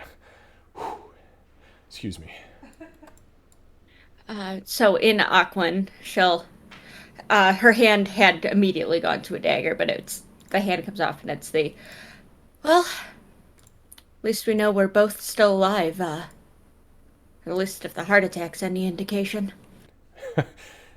You get an audible chuckle out of him, and he turns around and he says, "You are right about that." And he continues to move. He actually comes down to this, you guys see him come down to this hut, and he just kind of puts one hand up, and he kind of leans in the doorway and looks like he's having a conversation. Okay, so Winnie, you had a 19 perception. Yeah. You on the inside, it sounds to you like somebody is in the process of chopping something. It sounds like a heavy knife hitting a cutting board. Okay. I do not want to startle whoever that is. I'm going to do a very gentle knock first. With like a light hello. Okay. So, you hear from the inside of the chopping, it's like, hello? Hello? Is it okay if I come in? Well, the door's open. It's always open. So we'll go in. All right. I'll open the door. I just didn't want to have someone chop their damn hand off on accident or something. I love that you keep guessing wrong as to where the doors are. It's not the brightest crayon in the marker box. So you guys open the door, and inside is Sentinel Zal, the owner of Kelp Me Kelp You. She's middle-aged, merfolk woman. She's kind of standing next to the counter that she was usually working at when you guys were in here the first time. And as you kind of push past the barrier and come into the dry interior, you can see that she has the neck equipment on, which is essentially looks like a big fish tank, but it's just a tube around her neck, and it's keeping her gills, giving her gills a source of fresh water. And there is a lit hearth with a pot on it, and she is just like throwing shit in there, looking into the stew pot. It had to have been cooking for hours. It's like the undead hit and she just said, fuck it, if I'm going out, I'm gonna just make sure that we've got at least one good meal in us. And she's chopping some sort of, it looks like maybe some sort of like underwater vegetable. Looks like a root vegetable, but a little bit more slimy. And she's just chopping away as you come in. Well, hello! Here for your final meal, or...? I sure hope not. I sure hope not either, but the way things are going around here, we can never be too careful. Or too sure. You're absolutely right about that. We are really just checking to make sure that everyone is okay, and you appear to be in your element. Oh, yes, I'm fine. How are you? She kind of looks on herself and realizes she's still got cuts and bruises and scrapes. Well, I'm better than I was a few minutes ago. Wow, wonderful, because you look terrible. Mm-hmm. I mean, you look wonderful, but you're bleeding I profusely all over my freshly washed floor. Okay. Something I can help you with? Are you hungry? Stew's not done yet. If you want to come back in maybe an hour or two, it should be ripe for the pickings. An hour or two? Yes. Surely you've got something to tide us over until then. She kind of squints. I may have something to tide you over until then, but the stew won't be done for 2 hours, and don't ask to taste it, because I won't let you until then. However, she reaches down behind, she like pulls this little cloth flap up, and she pulls this tray out and sets it on the table, and it looks to be dehydrated eel in some sort of like sauce, almost maybe like a teriyaki of some sort. It's kind of got like that thick texture to it. She says, maybe? Yes to maybe. Wonderful. Here, this was probably going to go bad in a couple of days, so you're more than welcome to help yourself. And it is. It is like a barbecued eel that has been smoked, not salted. It's been smoke cured, and it is just phenomenal. Not as good as some of like the fresh steaks you guys have had. It definitely doesn't beat Minotaur steak, but as far as eel's concerned, pretty damn good. I'll eat a few pieces and turn to Gartok and offer Gartok some. No more Gartok. shooting your teammates. Okay? And then I'll give him some. Be good now. So Winnie will look over and kind of look curious because she doesn't really know what happened since she was sort of dying. Garchak will just kind of, like, he's peeking through the door and has been peeking ever since food was mentioned. We'll kind of walk in, go, okay, and then just eat the food. Emig, who did he shoot? This eel is quite good. Thank you so much. Oh, you're very welcome. She doesn't even miss a beat. You're very welcome. Yes. Please feel free to take the tray with you if you need. Again, maybe give it a couple more days and then maybe get rid of it if you haven't eaten it. Can I insight Emig? Don't bother. Gartok will immediately turn to you and go, Shoot. Shark. Hit you and whale. Big. and like make his The big what? Big. Oh, that's the singe. Okay. Well, I will say, if you hadn't done that, those Allosaurus wouldn't have shown up. And I feel like that was kind of a turning point. So, if you could, Gartok, please not do that ever again. I'd really appreciate that. Okay. Kill the bad things, just not the furbolg. It both. He gets it. I think he was just hungry. So maybe his aim was a little off. Yeah, maybe. He'll shake his head. This spell is literally eating before teleporting, but Well, so are you staying for the night then? Should I prepare bunks for you? What time is it? It's Ish. about noon. We'll kind of turn to everybody and... I mean, it might benefit us to stay, or benefit them even, to make sure that they're able to get out in case anything comes in the evening. Perhaps we should stay this evening and make sure that everything goes to plan. Sybil, as you're standing on the corner... That's... God, we're not in Zlag Motion Beak, sorry. No, she was never a prostitute. Or I was like, where are you going? No, she's standing Very at the much corner. wrong type of performer. Yeah. That doppelganger almost made your reputation terrible. So Sybil, as you're standing at the corner, you're kind of listening to the conversation being had. As again, now you can hear pretty much clear as day, keeping an eye out. Nothing seems totally crazy.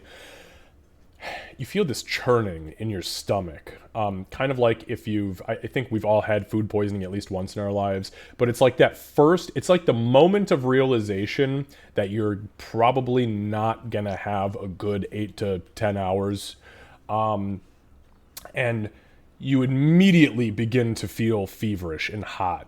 And you feel your whole body, your heart starts to race, and this is just suddenly. You look down at your hands and to see them shaking, and as you look up at your hands, you see massive, I mean, I'm talking like golf ball sized boils of black and blue undertones, pussy, begin to writhe up on your skin. Until further notice, your charisma and your constitution are reduced by 4. I'm pretty sure that that's going to be an immediate, this is definitely her instinct for who to call, definitely not just because he's room, it's going to be, Winnie! Like, with just panic that she hasn't had for a while. Winnie will come out, but she's gonna be ready to fight, since she knows why Sybil's outside. And then when there's nothing to fight, she's just gonna kind of look at Sybil.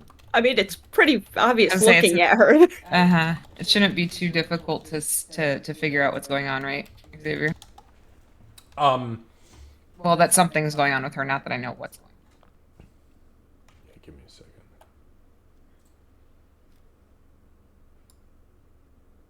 And she would be like, it would be that as she's looking at her hand and realizing.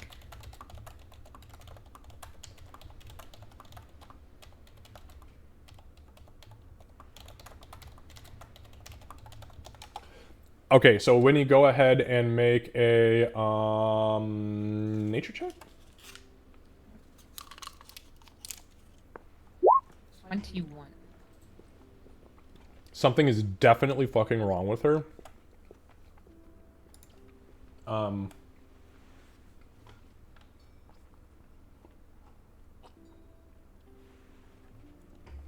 as you get over to her, and she's like showing you her hands, she looks up at you, and you can see the boils are also literally like growing and like rupturing on her jawline, on her nose, like above her eye.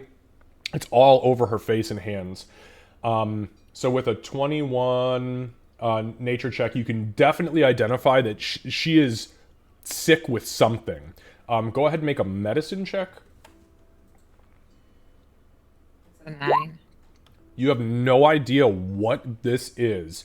However, you do know that with your nature check, this is not natural. So I think my instinct as when you would be to she's gonna shove. So you'll see her shove her hand into the her backpack actually because I gave you my pouch. She's gonna shove her hand into her backpack and grab out the little stone of lesser restoration, and I want to cast lesser restoration on her from the stone to see if it gets rid of whatever this is. Okay. Give me 1 sec.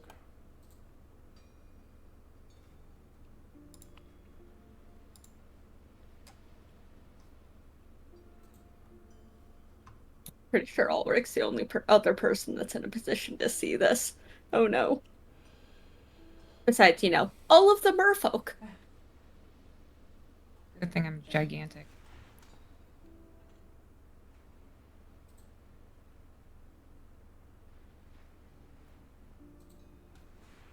Okay, give me 1 second. Sorry, I'm looking at some fine details because this is weird. Mm-hmm. That was lesser? Yeah. The fuck is wrong with you, Gartok?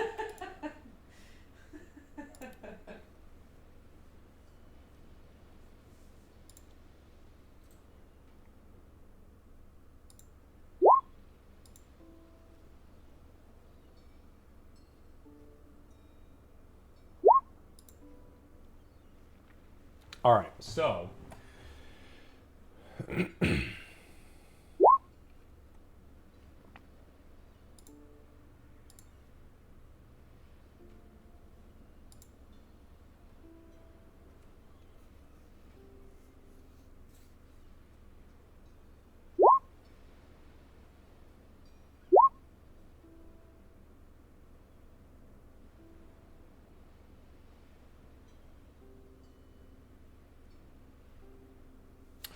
okay, so you activate the magic, and as you do so, roll percentile dice for me, please.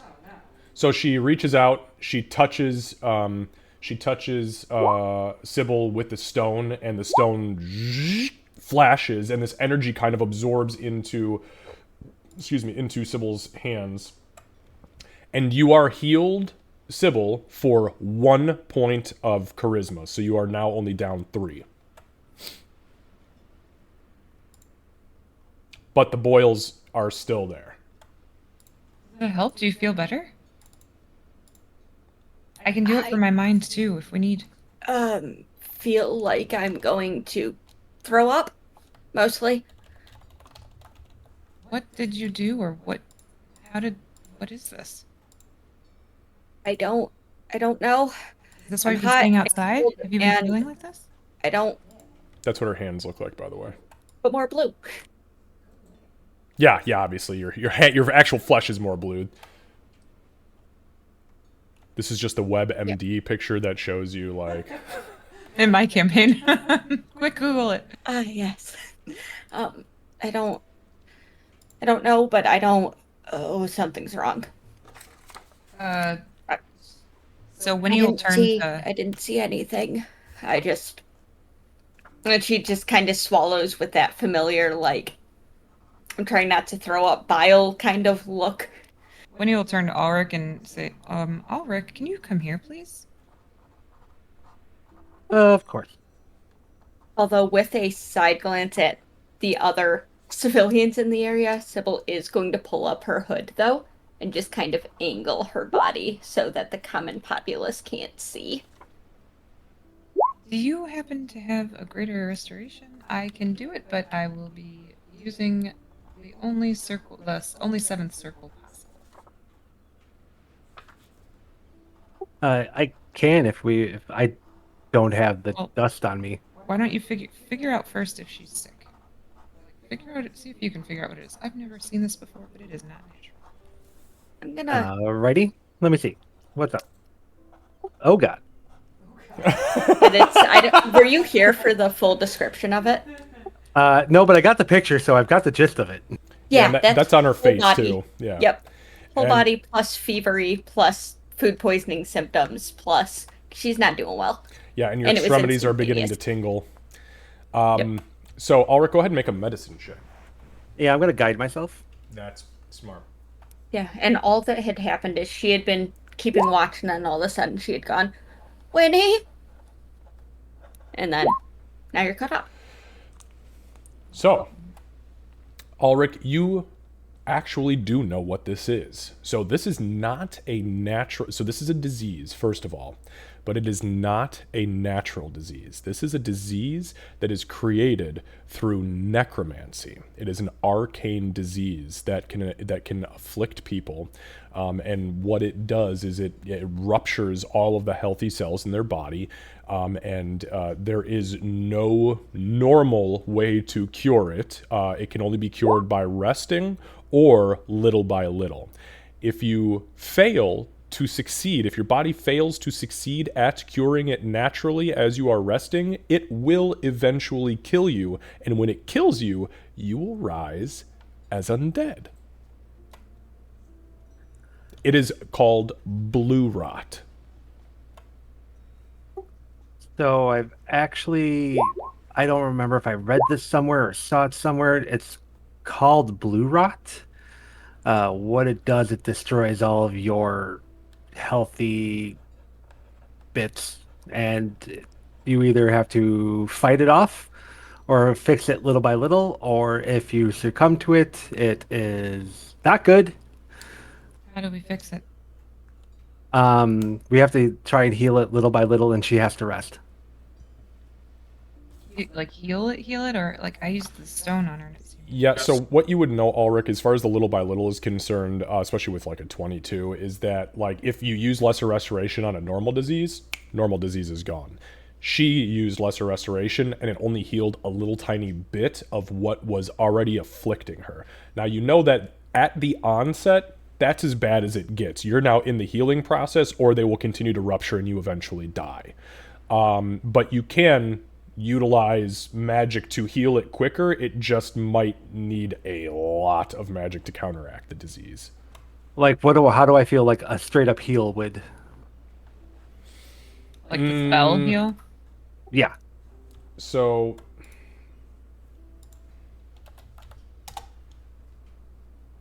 or would regenerate be better?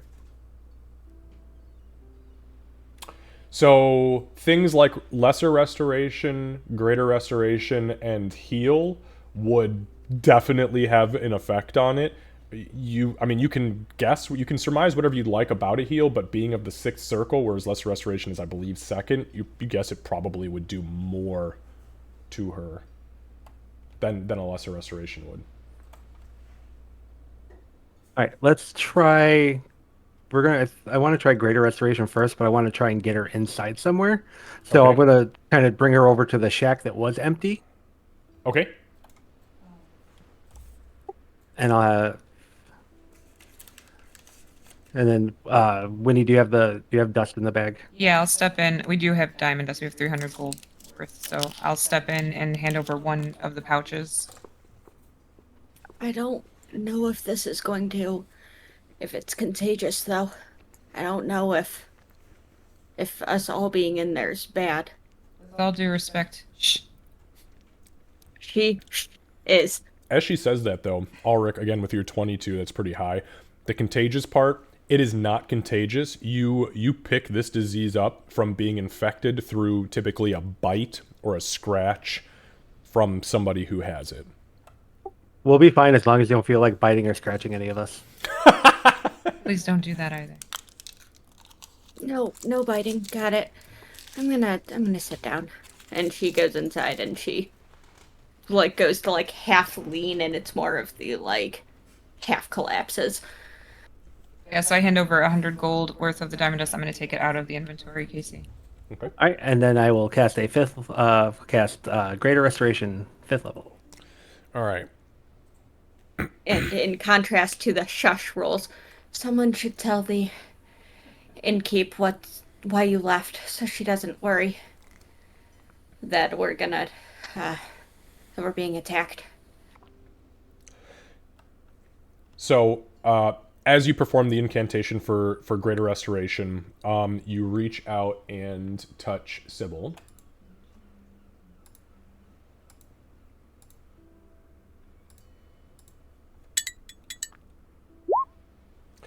And Sybil, you are healed. As the magic runs through your body, you see some of the boils kind of pop, and as the flesh kind of sloshes off, underneath you see some healthy skin. Sorry about that weird thing. What the fuck? There we go. Focus on me when I'm talking to you. You are healed for 2 points of constitution, so you are currently at -2 or -2 con, -3 charisma. So it looks like it had a greater effect than the lesser did. You said rest can help too. Should we risk that and have her try to rest, or do we want to just keep the restorations coming? Well, any of it that we can heal without her having to rest is going to be less. He's going to have to naturally fight off. So I can do. I've got a potion in the bag, Winnie, of lesser. I'll try. Gartok kind of stick his hand in at hearing the potion, and in his hand will be a potion of lesser restoration. Have one. So if we are going lesser, then we can just cast the spell. I can do that 2 more times myself, and then we aren't using the finite resource because that will come back for me tomorrow.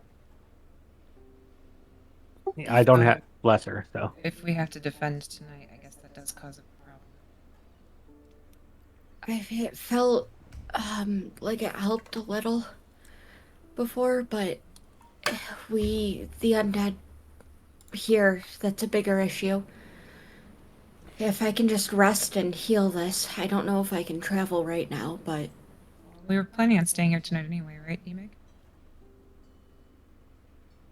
I am not opposed to that, no. Yeah, I don't think I could swim much. Honestly, I feel like absolute shit, honestly, but... Ulrich, are you able to send a message up to the Raging Waves, just to kind of let them know what's going on down here, so they can prepare and let us know if it's a yes or no, for sure? I'm sure it's a yes, Emig, but since we're not up there and you said it would ultimately not be your call, I just want to make sure we're doing the right thing. what I think is I can definitely send a message. That's not a problem at all. I can send a couple if need be. Getting all the wording across might be a couple of messages in general, or we could just send them that let them know that the undead have been attacking Sea Whip. They are limited on resources. It looks like we have some. We can get some for the fight. And just let them know that we might be delayed a little getting back because helping them survive. Emig, are you okay with that? Yes, I am. We need to get better about announcing ourselves, I think. So. Yeah, I'm gonna say that's mostly on me since I'm the one that can send the messages. And teleport us. Yeah, I'm literally the problem. I just decided to be the whole problem in this situation. Just make a note in your mental magical spell book that part of the incant for teleportation involves a message. Cannot teleport without message. Yeah, I don't have that. Knock first. Okay. Why don't we start there? Sybil, we were already offered a bunk for you to rest. We can get you resting. If you don't look better, we can start utilizing resources as needed to assist it, to help it along. But even with natural and unnatural problems, rest is usually a good idea. I don't particularly like the attacks all of my healthy. So yeah, rest. Rest sounds good. Resources, if we need it. Okay, so I Does think that mean I get to be in an actual bed and not in... Looks around at the tiny storage closet that she's in with two other large beings. Ideally, yeah. I don't want to freak them out, though. It might be best if we can get me to a bunk discreetly. Yes, just don't be so discreet that it's suspicious. And when you'll, if I think I already had it up, but if not, I would put my hood up too, so that way both of us have our hoods up, and it's just kind of like we're underwater and have hoods up, as opposed to she's sneaking around. The good news, they know a little bit of what I can do, so they might just chalk it up to normal, weird, Genasi bullshit. Worst case scenario, I think transparency is best anyway. If it's not contagious unless you're biting and scratching, we're fine. Yeah, sure. Bunk now, please. Okay. So when you'll head out towards the back over this way and. Okay. Gartok, as you like walk past, as you walk past Gartok, you'll just kind of see him still holding the potion, and he'll just kind of look at you like, no use. Maybe later. Right now, I need to lay down. Okay. And he'll put it back in his backpack. And much, much, much slower than Winnie, since she does not have a walking or swimming speed. I'm also like twice your height. Yep. Okay, so you guys head back over towards the towards Kelp You. Yeah. And I'm going to do what I can to keep any exposed skin hidden by my cloak. Okay. So you're trying to stealth? No, I'm trying to make sure that it's pulled around me so that my boil-covered arms and hands aren't super visible. Hands in the pocket kind of things. Okay. So, yes, but not in the sneaky way. Not in the, like, I am moving quietly in the... Okay. Yeah. Okay, so you guys are outside of the tavern then. Or the inn, we'll call it. Okay. I don't know if I should be the one doing the talking, but I can go in and... Oh, all right, kind of looks like a villain right now. You, so she'll walk in. Winnie will just walk in. Say. And you said that you were keeping your hood up? Mine? That's what you said, right? Yeah, I had my hood up just for walking across. Oh, but so you pull it down when you come in? When I come inside, yeah. Okay, so you pull it down. As you come in, she kind of looks at you, and she's like scooping off of a cutting board the vegetables she just finished cutting into the pot. And she just says, "Everything okay? Why did you just all go running out? I was literally in the middle of talking. That was very rude." Sorry, I got called by one of our companions. She's actually not. She's not feeling well. So we would absolutely take you up on a bunk. Okay, wonderful. When you say not feeling well, what do you mean? She's wounded? There may be somebody who can help her better. Maybe the alchemist, if she needs healing, and if you're all spent of your resources. No, it's not that. There's something. I guess when the undead bite you or scratch you, there's something that you can get. Blue rot? Yeah. She's contracted blue rot. No, you cannot stay here. I'm sorry. I need you to leave. Have you been in contact with her? Yeah. I'm so sorry, but until it's cured or she dies, I need you to leave. Okay. Is there somewhere else we can rest? Not here. Okay, I'll just go fix it then. Ulrich, we're not going to be able to rest here unless we fix her, so let's do it. Okay. I can do it once as well. So greater. I can do lesser 2 times.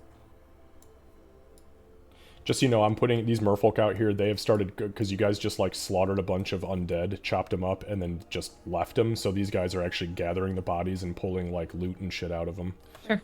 And once, well, okay, so let's move through this part. So, are you casting first, Auric? Yeah, I'll do it again. Okay. What's that? Greater. Greater Restoration.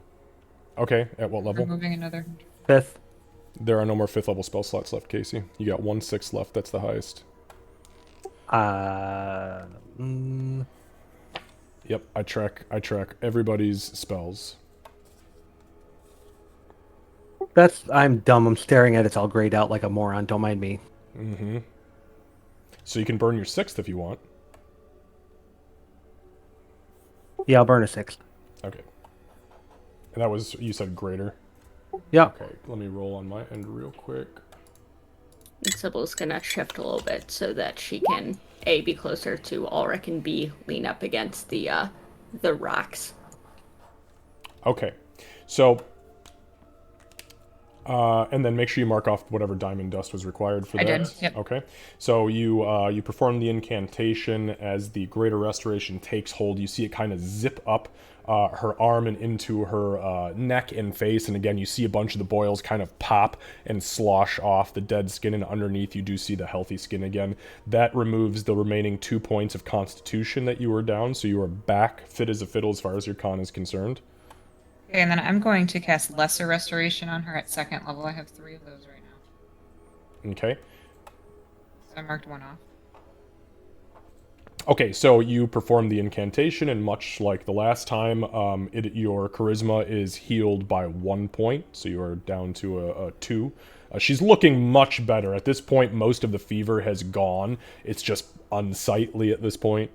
Okay, I'll cast lesser again. Okay, and again, it is reduced by 1. Again, there's just a few gnarly boils that are just kind of holding on and refusing to work themselves out. Okay, and I'll use my final 2nd level spell slot to cast lesser restoration. All right. So that, as you put the final restoration in, Sybil, you feel like $1,000,000, especially compared to what had just happened to you. You feel fantastic. The last of the boils breaks off, and as you kind of brush, literally like the dead skin that had peeled off away, your skin is maybe stained a little bit from the nasty oils and pus that came out of it, but besides that, the actual fleshy portions are all gone. And you are officially healed of blue rot. Yeah, she'll cough a little bit, and then, yep, and she'll push back the hood, and the boils are better.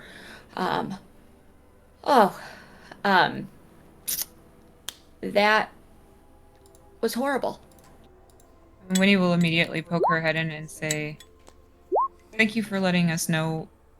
We didn't know much about it. She is fixed now." Oh. Can I see? Yes. Not that I don't trust you. It's just that disease is not very well known by us either, but it's how many of our compatriots fell during the first attack. Understood. Unfortunately, it wasn't until days later. We won't take any risks. Sybil, can you come here, please? Before Sybil moves, as Winnie moves up to the door, Guard Dog's gonna just reach his hand out, like holding his hands out, and there's gonna be just a bunch of good berries. I'll take and eat one. Okay, you regain 1 hit point. It's pretty good. It's aight. I was 1 hit point down, and I've been 1 hit point down, so that was the best fucking good berry ever. Oh, absolutely. And now the sharks have no reason to blood frenzy on you. All right. That's why I ate it so quickly. Until you stub your toe. Ah. Okay. Okay, so chewing, she'll swallow the good berry. Thank you, Gartok. And then she'll move in, kind of brushing some of the remaining dead rot skin off of herself. And as you break the barrier, there's like a little bit of an energy hum that kind of like takes just like the dander of it off of you, and you step in pretty much crystal clear, and she goes, I like Vanna White. Oh. Wonderful. Well, thank goodness for that. Well, then, of course, you're absolutely welcome to stay. Shall I prepare beds for everybody? Yes, I believe the plan will be to stay here for the evening. We want to make sure that if they come back, we're able to help. Oh, well, let's hope they don't come back, but it's very much appreciated. Excellent. Well, the stew will be ready in about an hour now, and when that's done, we'll have supper, and I maybe can find a little something for dessert as well. Are we drinking tonight, or is it just the water again? And she kind of looks disgusted at Winnie. Water for me, but I'm sure the others... Sybil mouths drinking with a Most nod. of the others would like to have a drink. Wonderful. I will be down in the cellar just a moment, and then I will I'll come up and we can attend to that. Excellent. So she kind of flips this hatch up and she kind of steps down into this dank-looking kind of sandy, dark cellar. As that's happening, Gartok, there is a sudden wave of warmth that strangely washes over your reptilian body as your stomach kind of drops. And as you cough suddenly, Ulrich, you look over your shoulder, and Gartok looks up at you, and as he does, you can see these horrific black and blue boils sprouting out from under his skin in these large kind of almost cocoon-like sacs hanging off of his face, down his arms, on his hands. Gartok, you do not feel good. Until further notice, your constitution is reduced by 2, and your charisma is reduced by 3. And that is where we're going to end today's session. Now you guys know why I was making you all roll constitution saving throws during that fight, huh? Mm-hmm. Yeah, I really hated when it was an obvious fail and you were just like, yeah, okay. Look, you can only fail so many times before you just fucking catch it. Like, yeah, I got you. I see your 6, and I raise you a 4. Yeah, nat 1. Yeah, okay, moving on. So it's -4 charisma and -2 con? Yeah, so you lose 2 con and 3 charisma. Everybody will more than likely be different. Unfortunately, Sybil's dice did not roll in her favor. I put in chat, but she was hag tortured for months, and this was the worst 5 minutes of her life by far. At least they didn't infect you with any nasty fucking diseases. That you know of. True. I did have doppelitis for a while. You did. You did. Thank God you got cured of that. Sorry, is that the modifier or the score? The actual stat score, yeah. I clicked on it and I just did an override and did it that way. That was the easiest way for me to track it. But your hit points will change, which you have to change on the token, which when they're healing it in stages is a little bit interesting to keep track of. I still have 4 spell slots, bitches. And we have at least 2 potions of lesser restoration. Unfortunately, we have 5 party members. It's fine. We might end up having to teleport and deal with this elsewhere. Yeah. My charisma is now lower than my intelligence. Mine's always been that way. Welcome to the club. Did we just take him out back? Yeah, at this point, there ain't no hope for this ugly fuck. Alright guys, we'll go ahead and end there for today, but we are playing again next Saturday, so we'll see you guys then. We've got D&D tonight, which will be live from 7 to 10, finishing up our second part of Nowhere to Run, which will be an in-person game that we're streaming downstairs with Lucy and Chew Trains and Liam and Candace. Which actually, the story of that takes place in this world, happening right now because of your guys' choices. I'm sorry. To those that have to play in the game and deal with our choices. My character is talking so much shit about our characters constantly. Oh, it's so funny. These guys were giving you guys a lot of crap last She was night. like, did they wish away the fucking doors, too? Why aren't there any doors on this fucking house? Yeah. No, but we can take notes fair. later. It seemed like a good idea at the time. True. I have so many notes about us carefully wording that.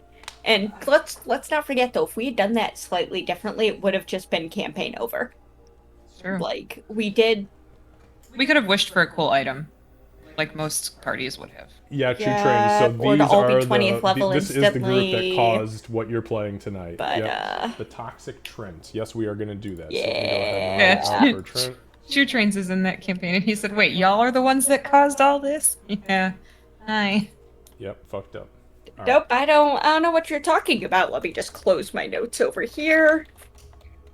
I do not know. I'm just an asshole by proxy. You are. Yep. But you're the biggest asshole of all today. I don't know what you're talking about. I did the most damage in one turn. Mail for everyone. You did do the most damage to me. Honestly, it was so bad, but it was so thematically fitting too that you concentrated against all of the enemies, but weren't expecting it from your friend. Yeah, you're lucky you didn't that you didn't see what happened, or those Allosaurus would have been on your ass. True that. Also, it's just apparently a canon rule in our particular parties that rangers and friendly fire. Pretty much. It's because I've already shot Bloodmane earlier. Not many DMs play with the idea that if you miss your enemy, but you would have hit somebody who is directly in front of said person, that there is a chance that it hits them. I just like the realism. Look, if I'm going to shoot over your head to try to hit a smaller enemy and miss, I probably just shot you in the fucking spine. So, sorry about your ability to walk. I'm sorry, was I not supposed to be aiming for Gray for 6 months? Christopher Reeves looking motherfucker. Still too soon! He'll never fly again. Okay, guys. On that note, yeah, see some of you tomorrow? Yes, Yeah. yes, we'll be back tomorrow night too for Boundless Valor. That'll be Lucy's last full night in the States, and his last in-person D&D game here in the wonderful land of the free. And then we have to ship him back to the UK. So, still mad you didn't come to Wisconsin. How dare? You come down here then. That's what we said. I did consider it. That would've But been I am a broke bitch. Me so is too. Lucy after this trip. He saved all of his shillings just for this trip. Well, maybe you should have gotten less fudge. I bought the fudge. You didn't feed the birds. True.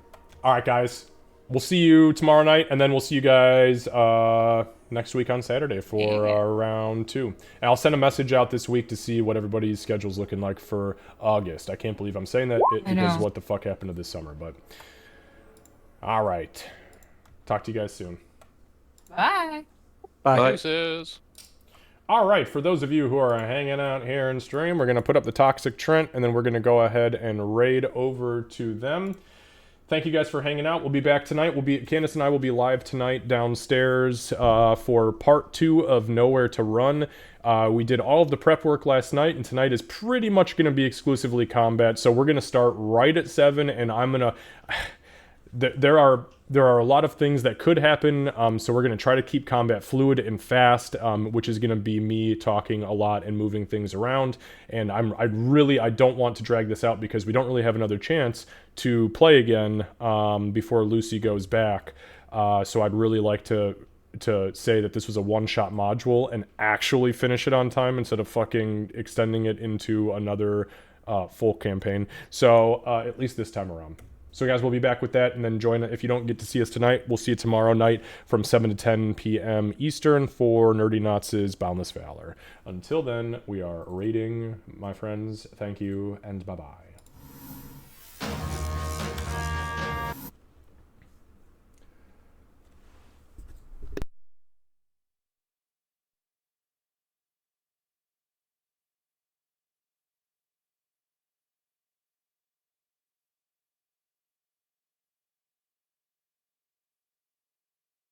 One, two, and a kick out for Officer Goodboy, the goodest boy on the roster. What in the world?